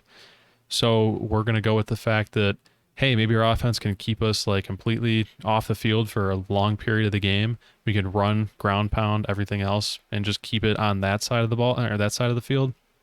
And then the defense, yeah, when we need to stop, we feel confident that they can usually grind out a stop, but we're not relying on them to win the game and score points for us because they shouldn't have to stop points being scored and also score them themselves. We've seen that. It's fun and it's crazy when it happens, but it doesn't lead to long-term success. So I think that that's what they're doing. I think that that's what the league has been kind of demonstrating. And again, you've seen if you don't invest resources in the right way on the offense, you could have fantastic quarterback, fantastic receiver, and everything. And if you don't have a good line, like the Chiefs did, you have what the Super Bowl it basically resulted in. you could have that falling apart and it pretty much means nothing because you're getting hit 2 seconds after the snap. So I think that's where the Bears are going. I think that makes a lot of sense with their structure of the team and everything else, like all the background stuff about the moving stadiums and stuff. That doesn't really play into it too much, but I just feel like the whole idea of a rebrand and the whole idea of a new identity is really prevalent, and that's the direction that they've been going and what they're looking to do. Yeah. So a couple things that I thought about while you were actually going through that actually like sparked my thought process on a couple things. So one, I do want to say I agree with you that they need to start investing in the offense, and that maybe that's what they've been doing with Justin Fields, Tevin Jenkins, Borum, Daz Newsome, all these additions, as well as Goodwin, and Bird, and you're getting obviously Damian Williams in, you're getting Tariq Cohen back. There's a lot of weapons on the offense that we can talk about. The one thing I will say is a different perspective that I didn't think about really. I heard it from somebody. I can't remember what person said it, what sports personality said it, but they basically said that the Bears, up until they drafted Justin Fields, had no plan. And what you mean by that is if you actually look at their plan, I mean, think about it. Before the Bears went into that draft, they had the 28th pick. Everybody was expecting them to just keep the pick, not trade up, and do something, draft a tackle or something. And we were all expecting Andy Dalton to be the starter. Obviously, Andy Dalton being the starter, team's not going to be very good. So you have, whatever tackle that comes in is like, hey, you're going to be the building block for whatever next front office comes in. So ultimately, if you look at that actual build that they did before they drafted Justin Fields, it doesn't look great. The thing is, when they drafted Justin Fields, I think that's when they started to have to develop a plan on the fly. And I think that's when you got Tevin Jenkins drafted, which was another great draft pick. I'm not saying Tevin Jenkins was a crazy move made on the fly. It was a great move to trade up to get him because he was a first-round talent that fell into the second round. But the problem is that they started to make a plan on the fly. So now when you look at the Bears, it's hard because before we were so dismal about Allen Robinson being re-signed because we were like, okay, are they really going to re-sign him with Andy Dalton? Because the year's going to be bad. We're not going to be very good. We're not going to make the playoffs. Front office is all going to get fired. Akeem Hicks is going to leave the team. Kyle Fuller was going to leave the team. Allen Robinson's going to leave the team. All that stuff. It's a bad spot. It's really dark. That's where we thought. That's where we all were. We all were in that headspace. We joked about how, like, we were like, all right, we're gonna boycott the season. That's just how we all felt. They drafted Justin Fields. Suddenly, all of those moves that we've made and all the players we have on our team all look different. So now the plan shifts. I do wonder if what you said in that spiel that you gave plays to that like maybe now they're starting to invest weapons. So maybe that's why they would end up re-signing Allen Robinson, because plans changed, because they weren't just a team trying to, save their jobs. Now they're a team that's like, okay, we have our guy. Now we have our left tackle. Now we're building the offensive line. Now we drafted another slot receiver to potentially take over for Miller and Daz Newsome. We have Damian Williams as depth. Now we bring in Justin Fields. Maybe that's why they would now be motivated to draft Allen Robinson, because we all know that when Justin Fields starts throwing the ball to Allen Robinson, magic's going to happen. You're going to see Allen Robinson, who, by the way, has been putting up 1,000+ yards a season, every season, with incredible catch rates, with incredible double covered catch rates, which are just out of this world. Go look up those statistics because they're insane. They're on the level of DeAndre Hopkins, Julio Jones, all them, but he doesn't get talked about because he's had Blake Bortles and frickin' Nick Foles and frickin' Trubisky to throw to him. So it's been bad. So when you get Justin Fields to throw to him, who, all accounts looks like he'll be very good, we all hope, is going to throw to him and it's going to be successful. Maybe that's when the tide switches. Maybe that's when the switch happens inside of the Bears organization, where they go, yes, we're now doubling down on investing on offensive weapons to build around this kid, bring back Allen Robinson. And I do hope that what your argument you just made there about the league changing to that and the tide kind of changing with the drafting of Justin Fields. I'm hoping that you're right and that that's where it goes. I just, it's history, unfortunately, makes me very pessimistic about the way that this is going to go. But I do hope that you're right. Yeah. No, it's definitely an optimistic view for sure. And like, again, even if that was the case and he did end up leaving, I mean, it's gonna suck. It really is. It's gonna be a huge role to have to fill, but that's also a lot of money they have freed up. I mean, obviously they're gonna look to draft a receiver to replace him and maybe go out and get someone in free agency. I mean, there's an infinite number of moves they can go ahead and do, but the fact is they're gonna have a lot of cap space available. There are gonna be veterans that are gonna be leaving the team, and things are gonna change a lot. That's something I wouldn't rather see changed if I had an option. So no one, I mean, we're gonna have a lot to deal with in the first place, and no one really wants to see that, but it's gonna be a completely new look team. And again, the whole thing rides on, is Justin Fields a franchise quarterback? We all hope he is. We all think he will be. If he's not, it's all kaput. There's nothing to go off of. Then you're looking at, of course, he's gonna leave. The veterans are coming off the team, and you're not going to blame them for leaving or being cut, whatever else. It's a totally new. We're back to where we were last year. You're done. We're back to before that, Dylan. We're back to 2015. Trustman has left, and we're bringing in John Fox. That's where we're at. That's where we'll be. Yeah, I mean, it's over. It's over at that point. So obviously, that's not the reality that we want to envision or discuss. So I like those options. Obviously, the one that isn't so great is, he's good, but then Allen Robinson leaves, but we'll get to that when we get there. But in another positive note, Eddie Goldman was pictured basically being back. He's training again. He looks to be basically in game shape and everything else. And apparently everyone else, including Danny Trevathan, who also called that he'd be back, and he'd be back in for not OTAs, for training camp. That looks like that's going to be true. Of course, really happy to see that. Important things to note that people were worried about for him for retiring and everything else was that he's got 25 mil guaranteed on his contract. People were worried, maybe he'd retire, maybe all this stuff. That doesn't look to be the case. I know that I read earlier he took like a $96,000 fine or something for missing OTAs that were mandatory.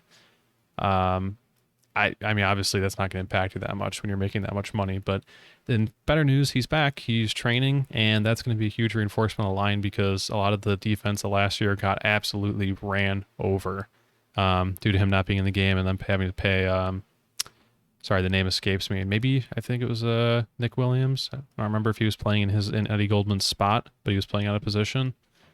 Yes. Yeah. Yeah, so Eddie Goldman, I've always heard that he had a great work ethic, and that he was just a dude who worked his butt off, and that was how he was in college, and that's how he was in the NFL. So I wasn't too worried about that. I was more so worried about him just not showing, like it being one of those, like when people were worried, like, oh, is he going to show up in shape after a year? I wasn't really worried about that because, like I said, I've heard of him having such a great work ethic that I felt like it was going to be fine. Obviously, there's a transition to sitting, being in your home the entire season to then going to full, game in NFL and trying to get back to the level that you were as a nose tackle. It's a difficult task, but I felt like he was up to that as far as keeping himself in shape. My worry was just that he opted out for a year. Could he potentially do it again, or could he potentially just call it a career? Because that happens, So that was my worry. So seeing him in shape, coming back is great. Seeing him back into, getting into the swing of things is great, because what it means to me is that he's 100% going to play this season. Obviously, the question is he going to be the same Eddie Goldman he was before? I think he's going to be very, very close, if not the same. Just because, Really? You want me there's two ways it could go. Getting a year off could take a guy out of the game, and he's not going to be as electric as he was, Le'Veon Bell-esque. And you can make arguments that Le'Veon Bell wasn't used correctly, but he wasn't the same. You could say that about players that sit out. Same with Eddie Goldman here. You could say maybe, he comes back and he struggles a little bit. You could say maybe that year off is what did it for him. I think that mid-season, if Eddie Goldman's back to normal, that'll be the tell. Because if midseason, once he gets a couple games under his belt and he's back into game shape, fully, because getting into game shape is different than being in shape, obviously. Right. Then we'll know. So we'll see how that goes out. I'm really not worried about him being in shape as far as being able to play on the field, because obviously you see with the sled right here, and everything, and just his work ethic from before, he's gonna be there. He's gonna be ready to go. It's just whether or not he's gonna be able to play up to the same stature he was before. So, Yeah. and yeah, obviously it allows oh man, what's his name? Bilal Nichols to slide back over to play a three tech defensive end, defensive tackle position, which is what he is better at, and which is where he was kind of shining. So hopefully that continues his growth as a defensive tackle. And then obviously it allows Akeem Hicks to not worry too much about the run and exert so much energy on the run, because literally Akeem Hicks was our run stopper last year. When he wasn't in the game, teams ate us alive. When he was in the game, it was like, oh, Akeem Hicks is there. And it's like, yeah, that's Akeem Hicks is one of the most underrated defensive tackles in the entire league, because he does so much for our team. He's the heart of our team. That's why, like, getting rid of Kyle Fuller hurt, because I was like, oh, that hurts. Like, Kyle Fuller's a captain. He's a good player. It sucks to lose him. If we lost Akeem Hicks, I would have lost hope, because I would have been like, no, that's our heart of our defense. Like, you rip your heart out, that's what happens. So Yeah. Akeem Hicks being back, with Eddie Goldman being there, really takes the pressure off of Akeem Hicks to stop the run and stop the pass. Instead, Akeem Hicks can kind of evenly split his, energy in that direction, and hopefully that keeps him healthier over the season. But yeah, it's so I'm excited to have him back, and I'm looking forward to what impact he can have on this defense that desperately needs run stopping. Yeah.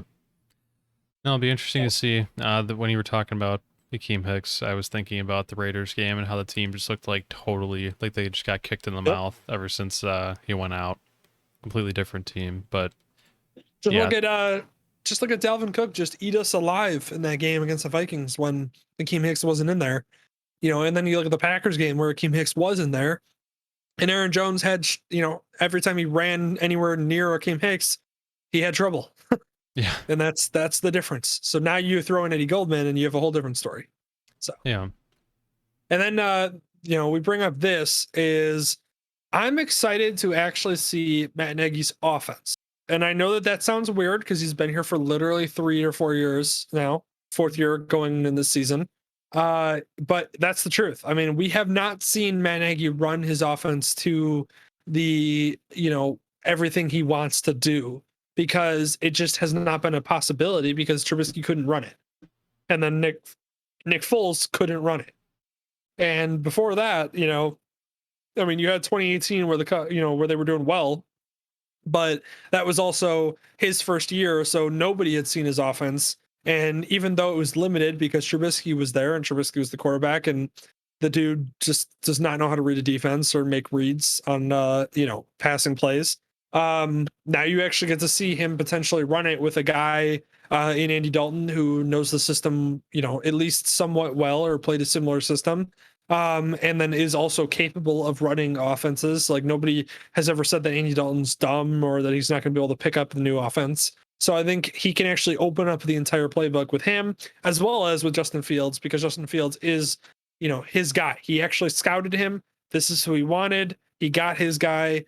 And Justin, it seems, Justin had the, kind of black quarterback stereotype that, oh, you couldn't get through reads, which was just complete crap.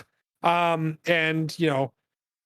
it's just stupid. And, he can read defenses, and he did it at a high level and was very accurate and very good in college. So I expect that the playbook is wide open, and it's going to be exciting to actually see his offense run fully with a lot of weapons, and Damian Williams, who knows the offense from Kansas City, Tariq Cohen, who's back, David Montgomery, who's now, if his speed is actually improved, David Montgomery, that's literally the only problem that he had was his home run speed.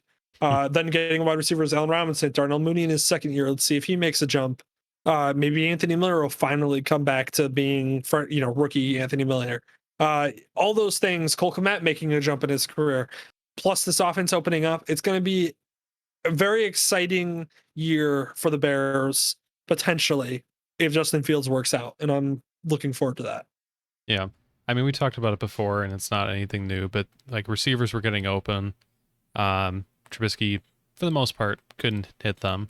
So I want to believe, and this is like totally just sipping the Kool-Aid, but like I want to believe that with a quarterback that can execute it, that those receivers are going to be hit. They're going to be first downs are going to be converted, points scored, all that stuff. I mean, I've seen too much tape of just seeing people basically wide open and just not get hit or down the field and just overthrown.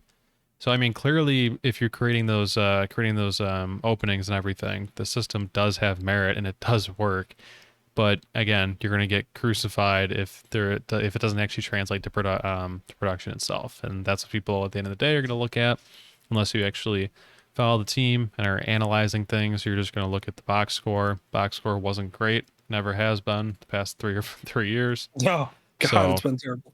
yeah, so I do want to sip the Kool-Aid and hope that because the system has seemed to have worked, it just needs somebody else to execute it, that we're still going to be in good shape. And the number one thing about Matt Nagy is that he could have lost and should have lost, like absolutely should have lost the locker room a couple of times in the past year. He never did.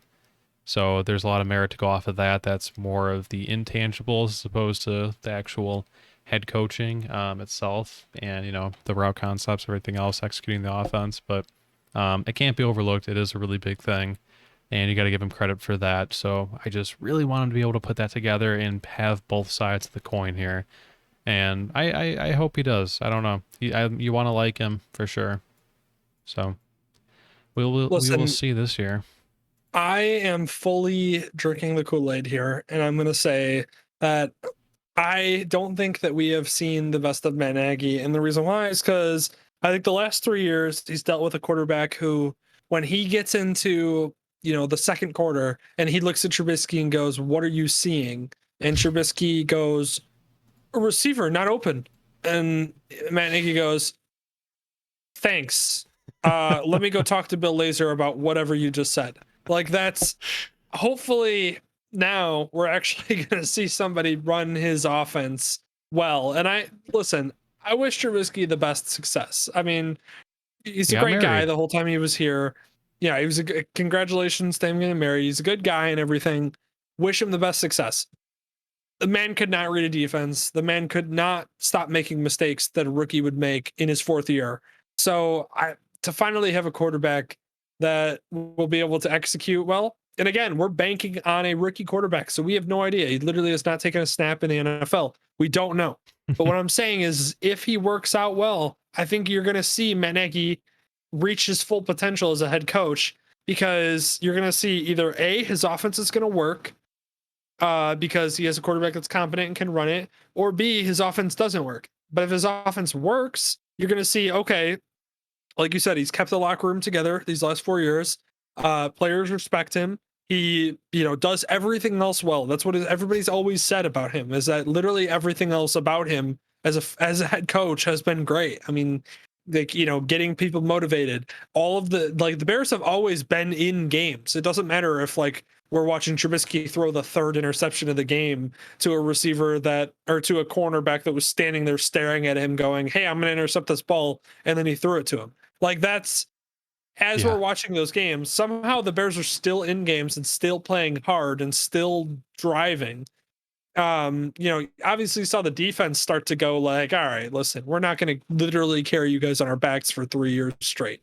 But other than that, there's a lot of other things you like. The way that he handles the game, the way that he's handled, even timeouts and things like that, little things like that. I think he's done that a lot better than people give him credit for.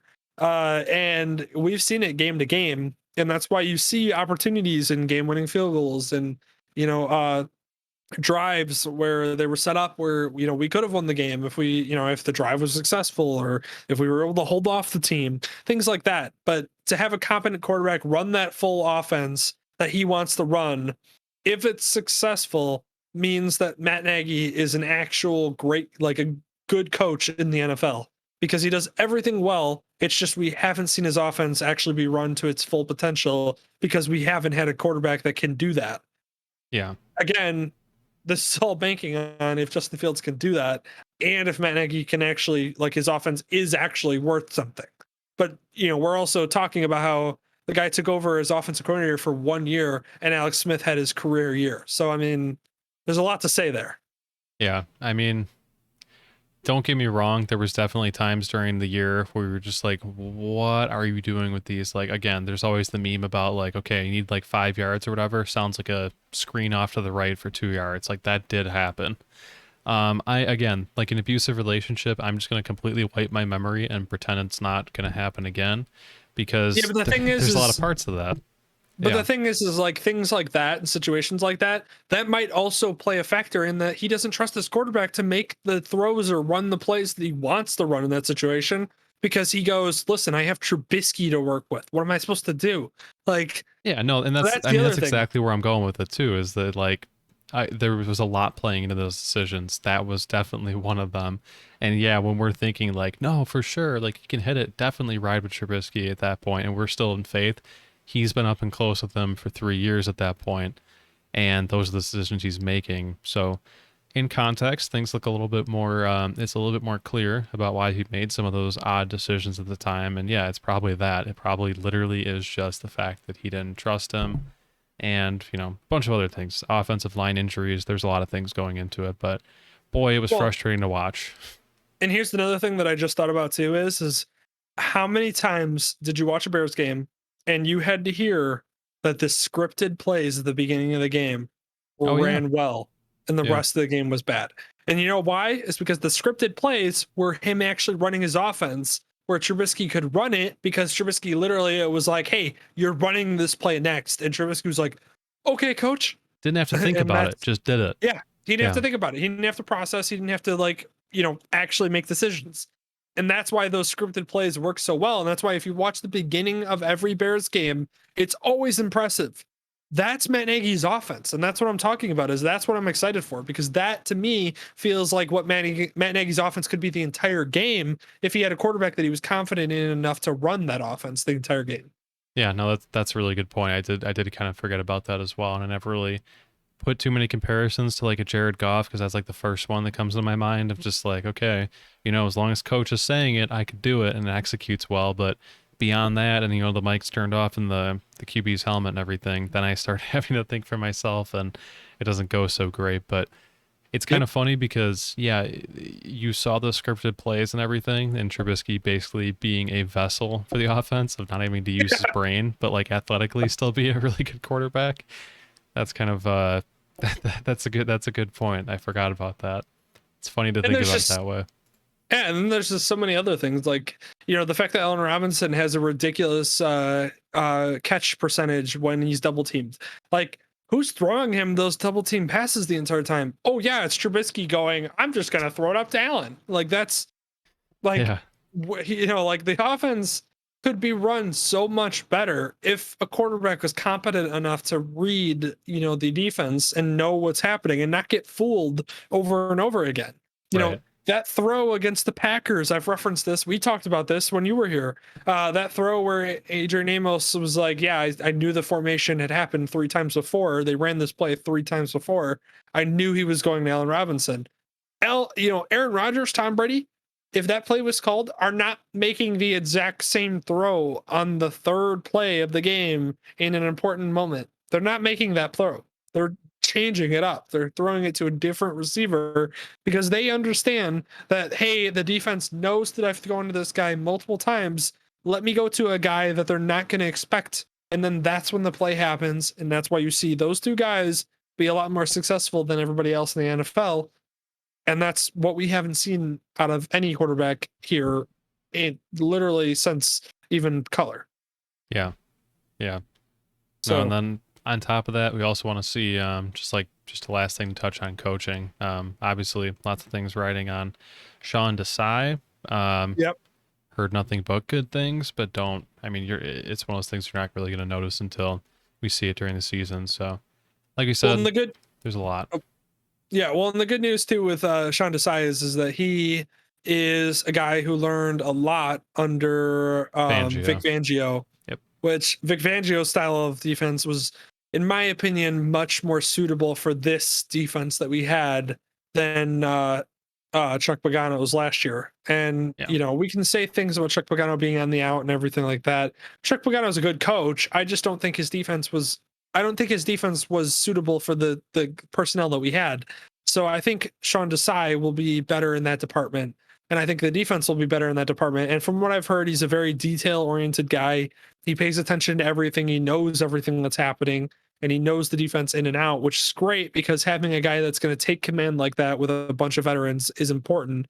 And the other thing too is I've heard too before when he did get the job, people were like, "Yeah, Sean Desai is going to get a job in the future, so it's good that the Bears gave him the opportunity instead of him leaving," which is, you know, sometimes that happens to teams. So I hope that's the case, and I do feel optimistic about that as well.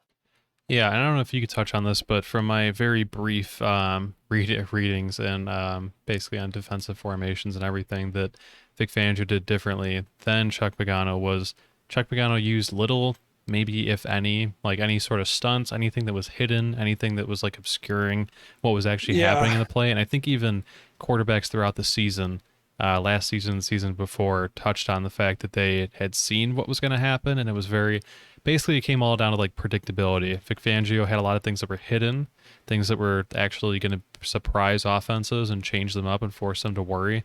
Whereas you walk out on the field, and I think of this, I literally think Aaron Rodgers brought this up, was that they saw the play, they saw exactly what was going to happen, and it did happen over and over and over again. There was nothing changed up or adapted to. It was just, oh, we've seen this play before.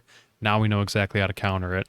And from what I understand from Fangio, is that that was one of his biggest things. That's one of like basically the lifeblood of his defense that hopefully Desai is going to be taking off of and using and everything. But having those things to think about, changing things up, not just being able to walk out in the field and be like, okay, this is the play and adapt to it. yeah. Looking at Vic Fangio, Flores down in Miami, defensive coordinator. I can't. His name's escaping me, but for the Bucks, what they do well is they hide coverages and they Todd Bowles. hide yeah, Bulls. They hide basic schemes in what looks like intricate covers or intricate stunts or but they boil down what it boils down to. I mean, there's 10 different ways you can hide a cover two, but it's still a cover two. But the problem is you don't want the offense, you don't want Tom Brady to identify that it's a cover two defense because then he knows how to beat it. Uh so what you're trying to do is you're trying to hide it with all these different coverages and stunts and fakes, and you bring a safety up and it looks like a different coverage, or it looks like a cover one but it's really a cover two because he's going to drop back into that low safety position. So there's that's just one example of how coverages will change and be disguised throughout a game that allow you to still run basic coverages but run them in a way where the offense isn't going to pick up on them instantly.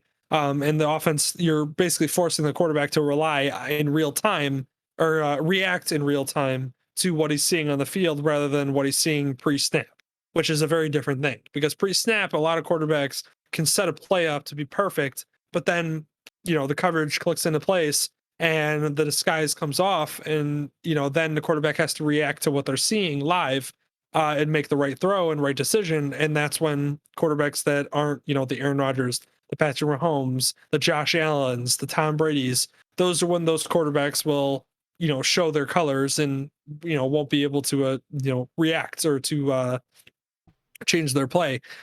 So that's, Chuck Pagano's defense, though, was a lot more basic with bringing more basic blitzes in. So he blitzed more than Vic Fangio did. If I remember, did he blitz more or was he less of a blitzer? Um, I think he was less of a blitzer, actually. I think I'm getting mixed up with yeah, he was less of a blitzer. But either way, he ran a lot more basic coverages that really didn't try to disguise or hide anything. It was like here's our personnel that we're bringing out. Yeah, we're running cover two, try to stop it kind of thing. And the problem is that when your defense is tired and you already don't have your nose tackle, and Eddie Jackson's not playing up to what he was before, and part of that is because Eddie Jackson, especially with HaHa Clinton Dix there, um was trying to play more strong safety than free safety.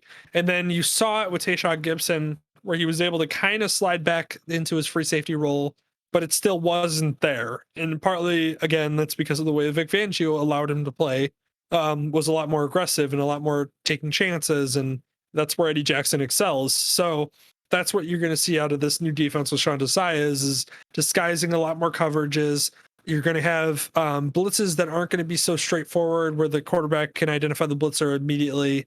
And that's going to allow guys like Eddie Jackson to take advantage of a play where a quarterback is surprised by the coverage when the play actually starts and then makes an errant throw or decision. And then Eddie Jackson's able to jump a route or, make something happen. That's the type of thing that you're going to see, or a quarterback panics and a Khalil Mack's able to get to him, or Akeem Hicks is able to get to him, or hopefully Robert Quinn's able to get to him, for God's sake. On one leg. Yeah, and there's a lot to unpack there with that. But either way, the point is that's what you're hoping to see out of Desai. You're hoping to see him establish more of a complex appearance of a defense that has a very strong base to it, where players understand where their roles are, but also how to disguise those roles so that way quarterbacks don't have such an easy pre-snap read on what's about to play out in front of them.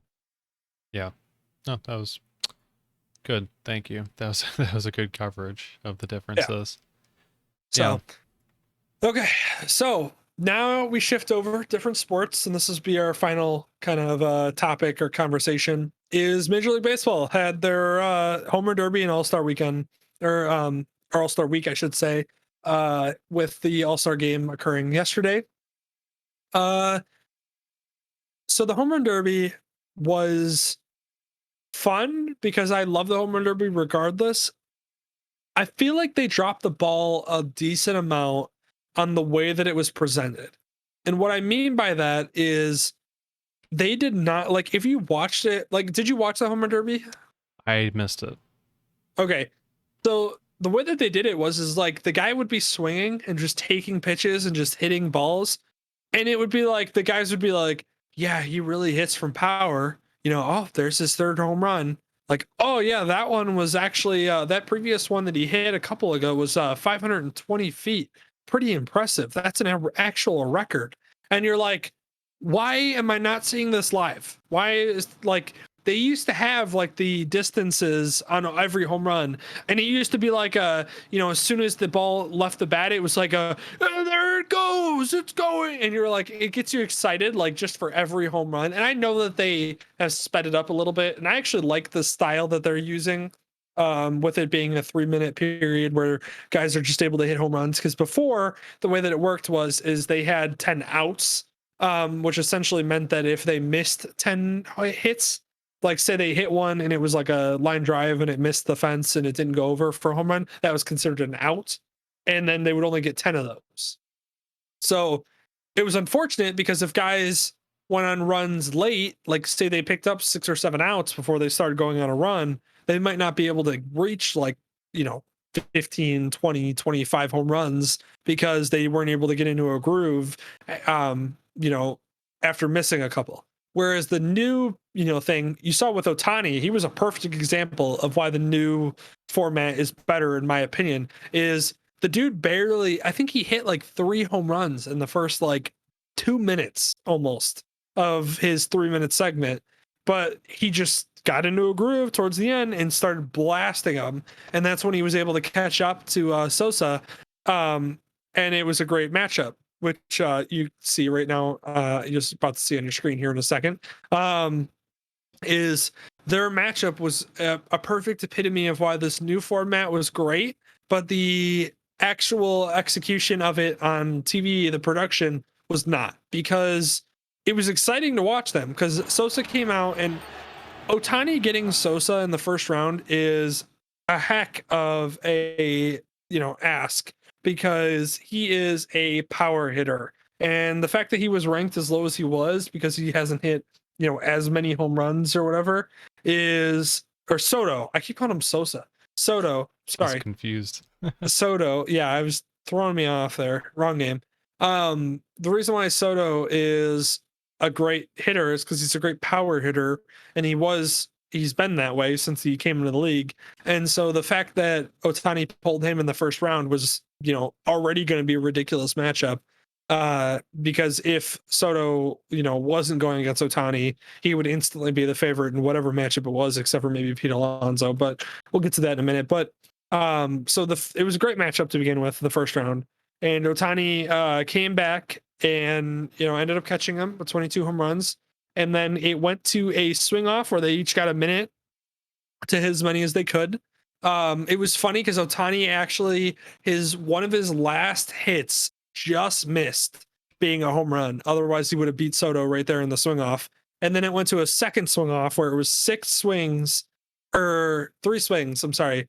And Soto hit 3 home runs on all 3 swings. And then Otani missed the first swing. And it was like, okay, it's over. You can't catch up. He hit runs. So, you missed the first one. That's it.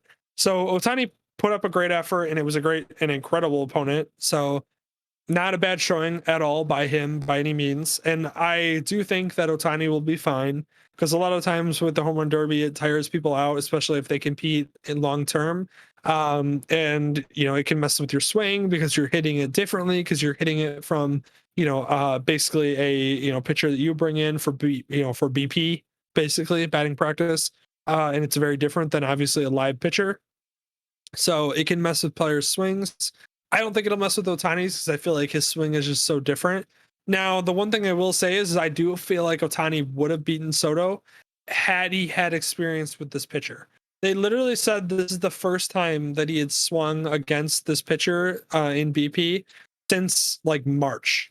Wow. So like literally been months since he had hit against him, which there's a chemistry thing. There's the pitcher knows where you like it, how fast you like it, for BP, in order to get into your groove. And that's literally the entire home run derby, is getting into your groove. So I think it took a while for Otani to find that. And that's when he was able to finally catch up. I do feel like if he had caught that groove a little earlier, he probably would have won this matchup. But, whatever, regardless, it was still a fun showing, especially going to double, overtime or whatever, or double second swing off, whatever you want to call it. It was awesome. And then Pete Alonso just being an absolute beast, which if you want to put that photo back up there, I know you just swapped. Pete Alonso being an absolute power hitter, beast, pure as a power hitter as you can be in baseball. He is. And he ended up winning it for the second year in a row, which was awesome. I'm pretty sure he put like 35 home runs in the first round or something stupid like that. Just awesome. And it's why I love the home run derby, and that's why I love the new format, is because they can really just unload, and it's great. Like I said, just up your production. I don't like, it was just sad. Like, it was just watching it was like not as exciting as it used to be. Like I'm they would seeing just like a get so common pattern here. I don't know. Have we talked about this before? Oh yeah, Something with the I feel like MLB. we've talked about baseball just Hmm. absolutely dropping the ball in every category they could as far as advertising. Go watch those clips of my rants, my anger rants. I'm getting even worked up right now just thinking about it. Gosh darn it, I hate freaking baseball with all my heart, and I love it with all the same too. Yeah. Ah, Love ah, baseball, hate the MLB. It's okay. God, yeah. It's Love the rational. sport. Absolutely hate what they're doing with advertising. All I wanted to talk about basically was that I was really happy with the All-Star game, because I think it was a great showing of the diversity in Major League Baseball, and why it makes it such a fun and great sport. And again, man, so many rants that I've gone on about their advertising and how bad it's been. But it was, there was a photo taken between Otani and Vlad, and it was a cool little story that was also put, which we'll post like a separate photo. This is not the photo, but this is just a fun, little showing of the both. But essentially, Vladimir Guerrero Jr. walked up to the translator for Otani, like very like shyly, like asked if he could potentially talk to Otani and like get a picture with him, which is just awesome, because I love that. I love the young players getting like to know each other and like getting to hang out with each other and everything. Like, that's great. And then also like the fact that like they are the biggest stars in baseball right now is awesome. I love Vladimir Guerrero Jr. I have Vladimir Guerrero's uniform. His dad, who was actually one of my favorite players when I was a little kid, I have his jersey in my closet. I should actually get a Vladimir Guerrero Jr. to go with it. That would be awesome. But either way, fun to see that, and I love the diversity in the league. You know, and the way that just like I think they said that you had Vladimir Guerrero Jr. win Player of the Game or MVP of the All Star Game. You had Otani get the win, and then you had an Australian guy who his name's escaping me get the save or something like that. And it was our finish the game out, and I was like, "That's fantastic! I love that, and I wish that they would advertise that more. And for the love of God, fix your freaking advertising, baseball. Seriously, Ah, god damn it. There's like literally you have everything, especially for this day and age, served up to you on a silver platter, and you're literally just you're slamming the silver platter down, snapping it in half, and like stepping on it repeatedly. It's man, I mean, like you've got a sport that obviously has well, it should have staying potential. It's not suffering any of the like the negative consequences of like concussions, anything else. You seemingly could have this around forever. You've got like a very diverse population that's showing up and like taking over the top spots in the MLB. You've got, I mean, you've got something where you have a static production area where you can actually take over and do lots of things with baseball. I mean, you've got so many good components, and the content you put out is such garbage sometimes, most of the time. Yep. Not even garbage, uninspired. It's the same thing that's been for years and years and years, and they refuse to take risks. So that's the worst part of it. It's just so sad because I could literally just give me a couple of drinks and a meeting with all of baseball's execs, and I could fix the sport in like literally a 20-minute like drunken conversation. Because like, you know what I was just thinking about while we were talking, like while this was literally happening just now, we were making your comment is let me ask you a question. Do you know who Mancini is from the Orioles? Nope. He was a guy who won second place in this home run derby against Pete Alonso. The dude is also, like, not too long ago, a couple of years ago, diagnosed with cancer, overcame that cancer, is now a star player in Major League Baseball, and finished second in the home run derby. You don't know a thing about him because they've done such a god awful job of advertising that you don't know who any of their players are. It's so annoying. I'll be honest with you, I didn't even know who Pete Alonso was, and he won last year and this year. They're literally shitting out Lifetime movies. They could literally just make a literal 2-minute hype video for every single person in the. Here's how you fix the home run derby. Here's how you make it more popular, because it's already a great event. It's fantastic. They literally are just hitting home runs. It's what everybody wants to see. First off, bring back the distances. The fact that that wasn't a thing in the home run derby, stupid. Bring back the distances on every single home run that's hit. I don't care how much it costs. Make it happen. They don't track those right now? Yeah, they do it all the time. I mean, in golf, you see the drive, you know, when a guy hits a golf ball, it's doesn't track it right now. They used to, and they didn't this year. That's why it was so disappointing. So do that, bring that back. Make it more exciting. Bring announcers. I don't know what you have to do with the announcers or whatever, the commentators. Make it so that way they're at least more excited about it and not just talking about like, wow, what a home run. Like, no, like actually be excited about every single hit that's hit. I know there's a ton of them, but make them at least somewhat excited. Second, do a hype video for every single player in the home run derby. There's only 8 of them. Do a hype video. Do like 2 minutes. Do a 2-minute hype video. Say Mancini, you could talk about him overcoming cancer, becoming a star player in Major League Baseball, and going into the home run derby. Vladimir Guerrero Jr., talk about his time with his dad. Make a hype video about him and him and his dad for the. Well, I guess he wasn't in it. Regardless. Otani, make a hype video around Otani, talking about him coming over from Japan, I believe. So. I'm pretty sure. Yeah, coming over from Japan. His journey there, him lighting it up this season. Get everybody hyped for every single person. Pete Alonso, show his highlights from last year. Show him hoisting the trophy from last year. Do those things, and then people would be like, "Oh man, I can't wait for the home run derby. Like this is gonna be awesome." And then the home run derby comes, and it's awesome, and everybody watches it, and everybody's like, "Wow, this is great. Baseball's fun." But no, instead we just get like, wow, he's really hitting the ball. He's really pulling the ball. He needs to get a little bit better with that. Wow, Otani just hit his 9th home run of this home run derby. Yeah, that's great. And you're like, great. Glad everybody's excited. I mean, just Like, I stealing was ideas, excited. stealing No, ideas from like the match too. You could do something like so many in a row is like all the money's going to charity or something. Just putting those up, just throwing ideas Dylan, out there. I'm pretty sure they have things like that. They just don't talk about them because they don't do any advertising for anything. Yeah, Oh, I exactly. hate the sport. So I hate Major League Baseball, but I love the sport and I love the players. Yeah, yeah. Can we just become the executives for Major League Baseball? Can that be the goal of this podcast? Is for us to run baseball? That would. I mean, we've made a pretty good program so far. We've had a pretty good Uh, presentation. I don't see why God, not. not only do we literally like, and this is not something that people are going to say often. Steal our ideas, baseball. For the love of God, steal my ideas. Do it. Yeah, I want to watch a better game every year.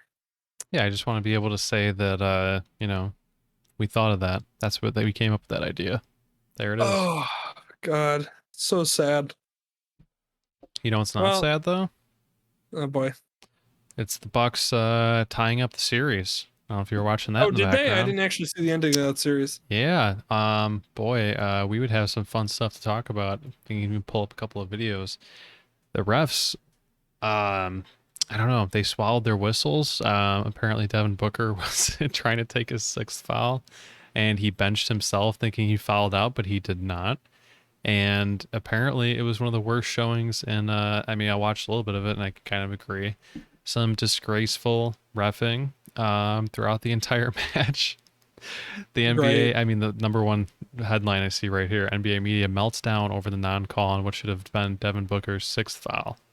And Booker misses the clutch layup and is frustrated at the referees. Like, just a complete meltdown. Well, I'll have to watch that recap and we'll talk about that the next podcast more in depth because I'll actually know more what's going on. But yeah, I actually clicked off of it to save a little bit of internet quality. But Well, this is our duh. reactionary segment. This is going to be posted even immediately. This is disgraceful. The NBA. You should be switching over to the FIBA rules at this point. You're having a bunch of stars who are just leaning into each other. And I've seen a lot of things, and I brought this up with you too, or sent you videos to it at least.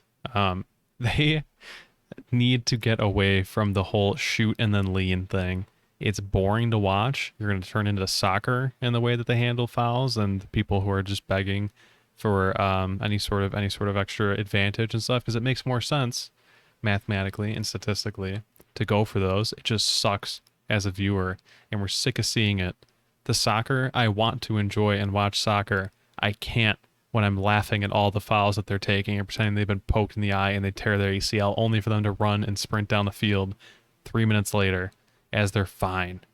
It's Yeah, but bleeding into the every other funny sport, and it's terrible. And I'm going to give the one just before your part. The more Americans watch the Euros final on TV than the NBA finals. Come on. Go ahead. yeah. Well, the one thing I will say is the one thing I give to soccer is I saw a clip the other day that was hilarious, and it was like it was a guy who got hit, and it should have been a foul in like the box, and so he should have got a penalty kick for it, which is huge because penalty kicks aren't awarded very often, and you don't get points very often that way. And the guy didn't flop; he just like kind of like stood up and was like, "Look at the ref, like, come on, like that was a foul." And it was a foul. Like he straight up got hit, and he didn't flop or anything, and the ref didn't call it. And then literally like the same thing happened to a different guy, and the guy flopped, and the ref called it. So it's like one of those where I'm like, okay, I kind of get why flopping is a thing in soccer now because like if that's gonna happen, where like you're not gonna get a call in an important situation because of a lack of flop, that's crazy. How Yeah, is that not a foul? That was not a foul.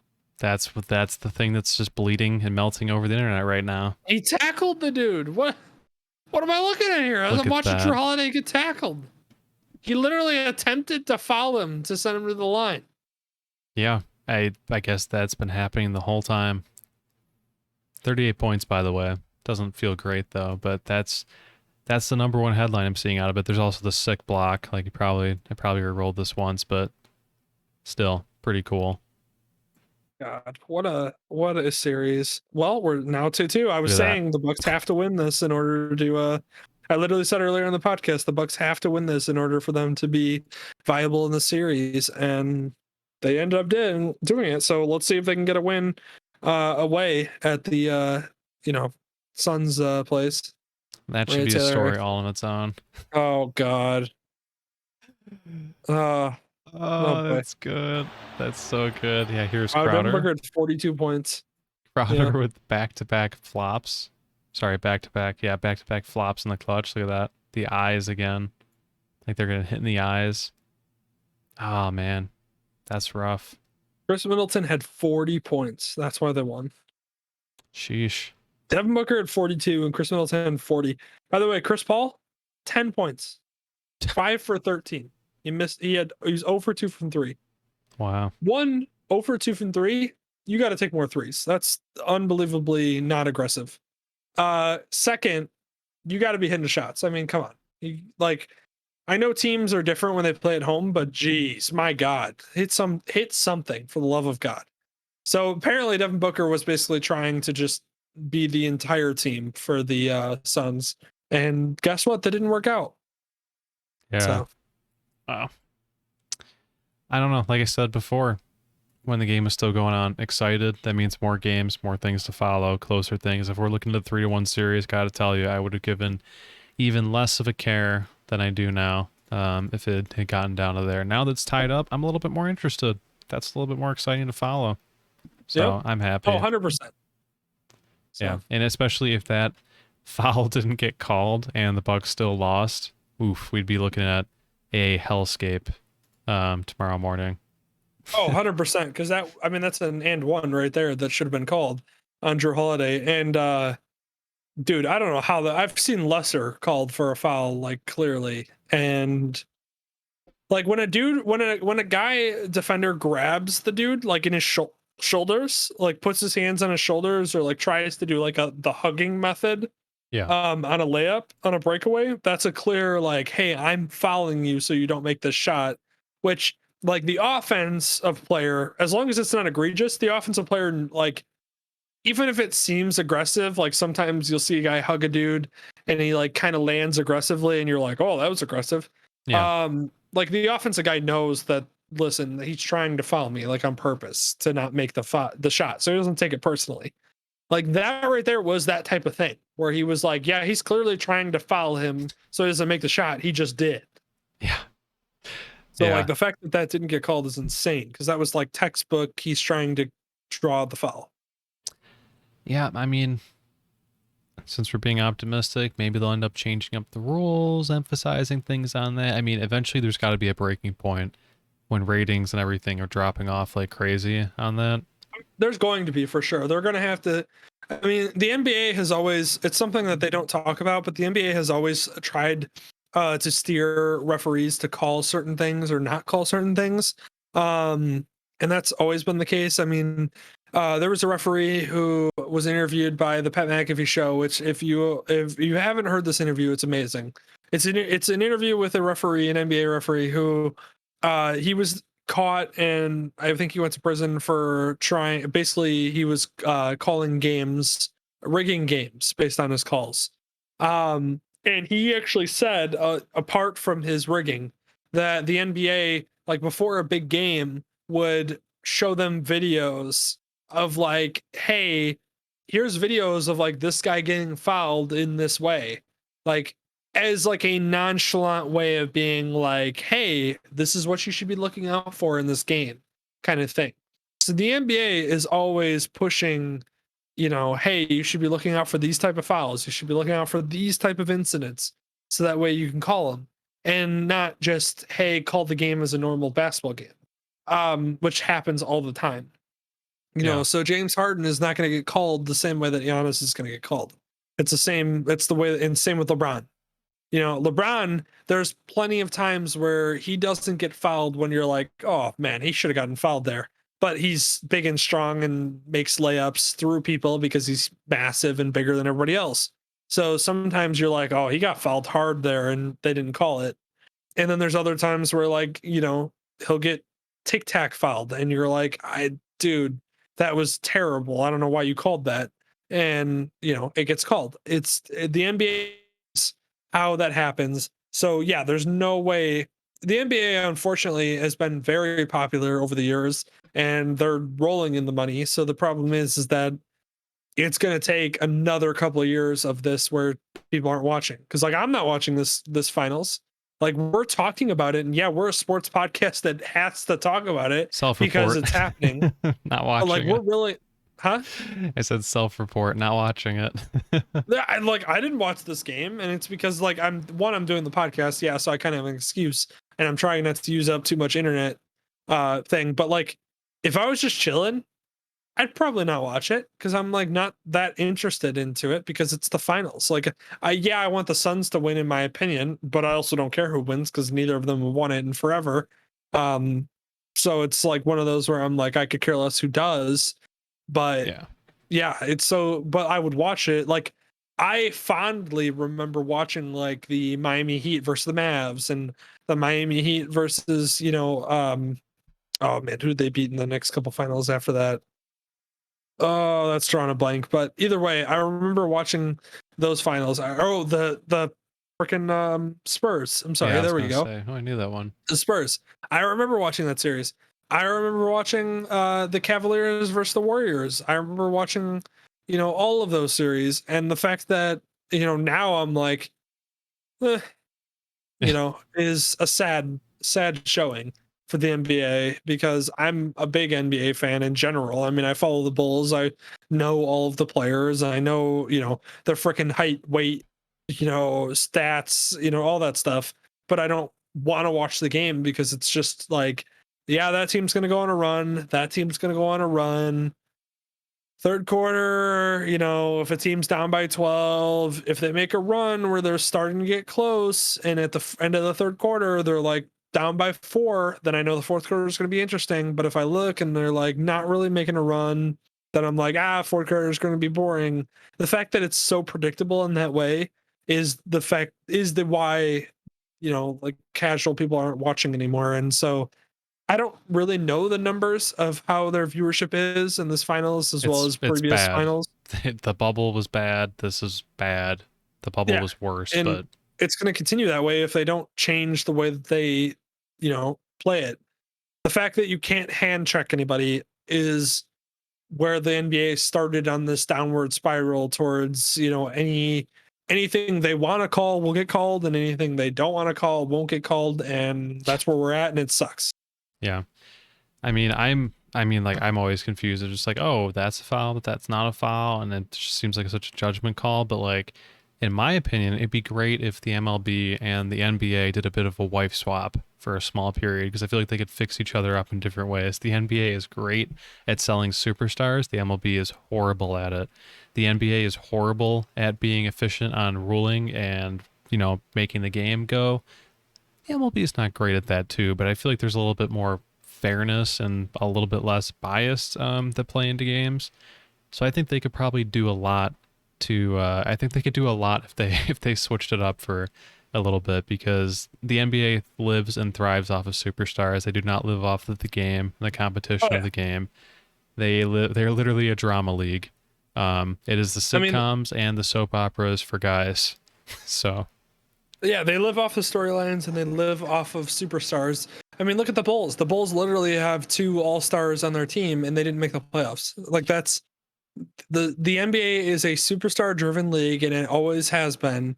Even back when the day when people were like, the Warriors dynasty is so bad for sports and blah, blah, blah, blah. It's like, dude, the Bulls won 6 championships in 8 years.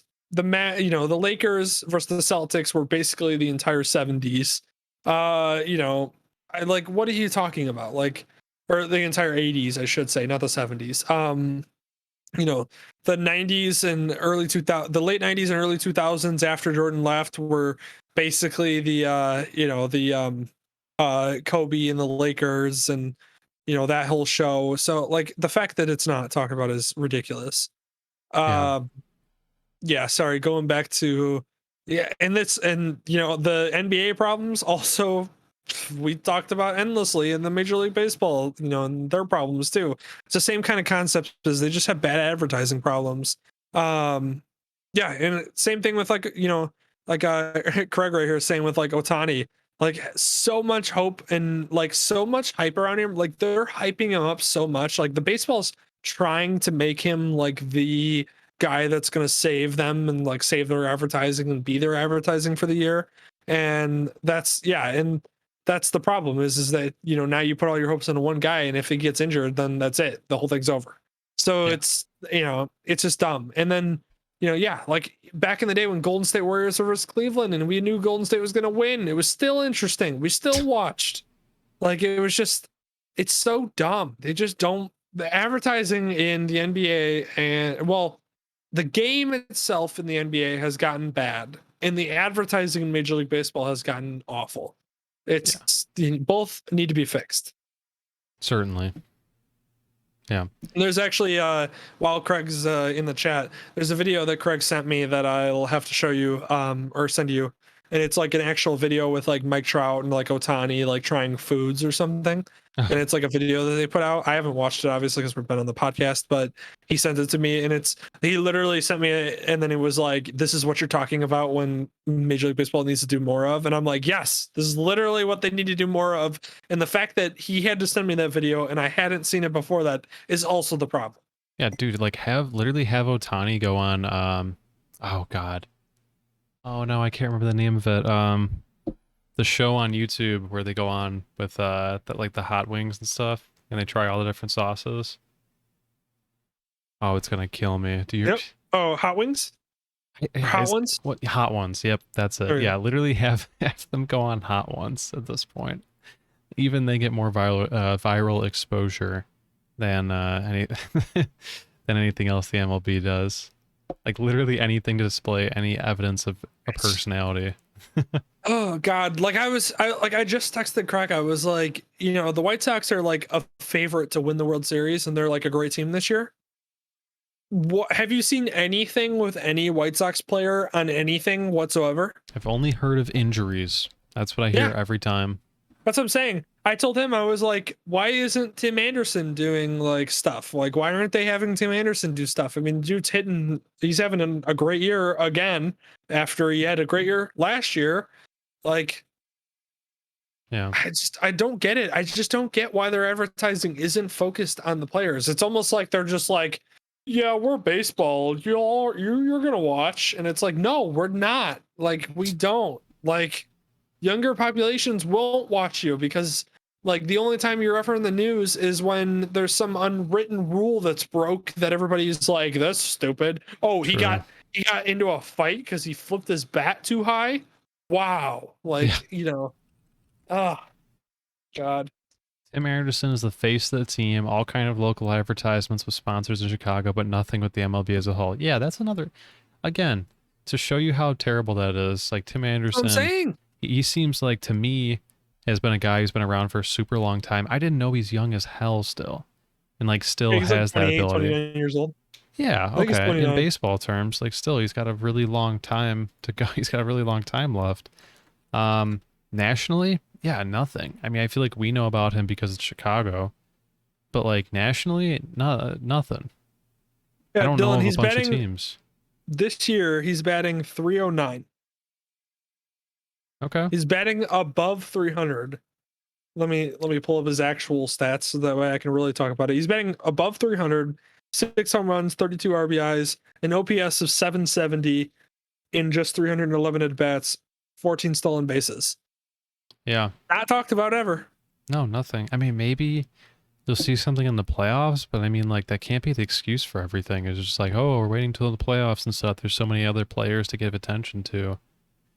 Like, that's not your issue. Your issue is you're not giving attention, period. Yeah, like I love Otani and I love what he's doing and I love, his success. But he's literally the only person that we've talked about in baseball specifically. Right. Like, and it's because like nobody else is talked about. No other star players are talked about. They're not in the media. They don't do national things. Like, like Craig said, Tim Anderson's the face of the White Sox, batting above 300 on the White Sox in a team that is in the hunt for the World Series. And nobody has seen him in any type of national setting as like advertising, fun clips, fun video. Here's a little hype video about Tim Anderson and what he's Yeah. been doing the last couple of years, which is crazy. Yeah. So, Okay. Wow. This is really just playing into her. I just happened to open up the the baseball subreddit, but it's the second most viewed video on MLB's YouTube channel is of a muscular man who's unable to open a water bottle at a baseball game with 21 million views. That's pretty. One, that's funny, but two, again, sad. oh That's God. not baseball related. That's I something that just, happened at a baseball game. That's different. yeah. Did the beer snake at the Cubs game got more hype than any other player besides Otani? Yeah, exactly. Yeah. MLB does great Uh, advertising the fans who catch bats or balls. oh God, it's so bad. It's so bad. They're advertising so bad. Oh Baseball God. literally has to give away baseballs to be relevant. Hot take. Yeah. Literally has to give them away and throw them into the stands. I Pathetic. love going to a baseball game. Oh yeah, me And too. For sure. I love going to a Cubs game. I would love to go to a Sox game. I literally don't care. It's baseball. I love baseball. Freaking, it's just everything about the sport. They don't do advertising for literally anybody on any team. Like the Giants are good this year. Can you name one player on the Giants? No, you can't because they don't do any advertising. Yeah. Yeah. God. Oh boy. Well, I think that's probably gonna be it for us. That was a good delving I can't back into even that. end. I drink all my drink. I usually end the podcast like drinking my drink, like good night, everybody, and I drink my drink. I literally finished the drink in such anger talking about the Major League Baseball that I have nothing to drink now. Yeah. This I is don't your fault, blame you. baseball. Exactly. Ugh. Well, thanks for everyone stopping by and tuning in. It's another good week. Look Yeah. forward to things changing in the future, Yeah, we especially in have the the next couple Olympics of coming weeks. up, The which is Olympics are crazy. coming up. Yep. Probably going to see some different changes to the stream as well when I get some more time finally. I'm a bit of a flux right now. I'm doing some moving. So once that things have settled, hoping to get more time to spend on changing things up and improving things. But yeah, otherwise, same thing as usual. Our videos we post on YouTube, our different clips will also be posted on Spotify and Apple Podcasts as well. And I will be doing that in the background. So yeah. Yep. Another week, another podcast, another rant about baseball and talk about Bears. And we'll be back next week. Yeah. Can't wait. Gotta have them all. So have a good night. Have a good night to you as well, Craig. Take care and see you next Wednesday. Good night. Yep.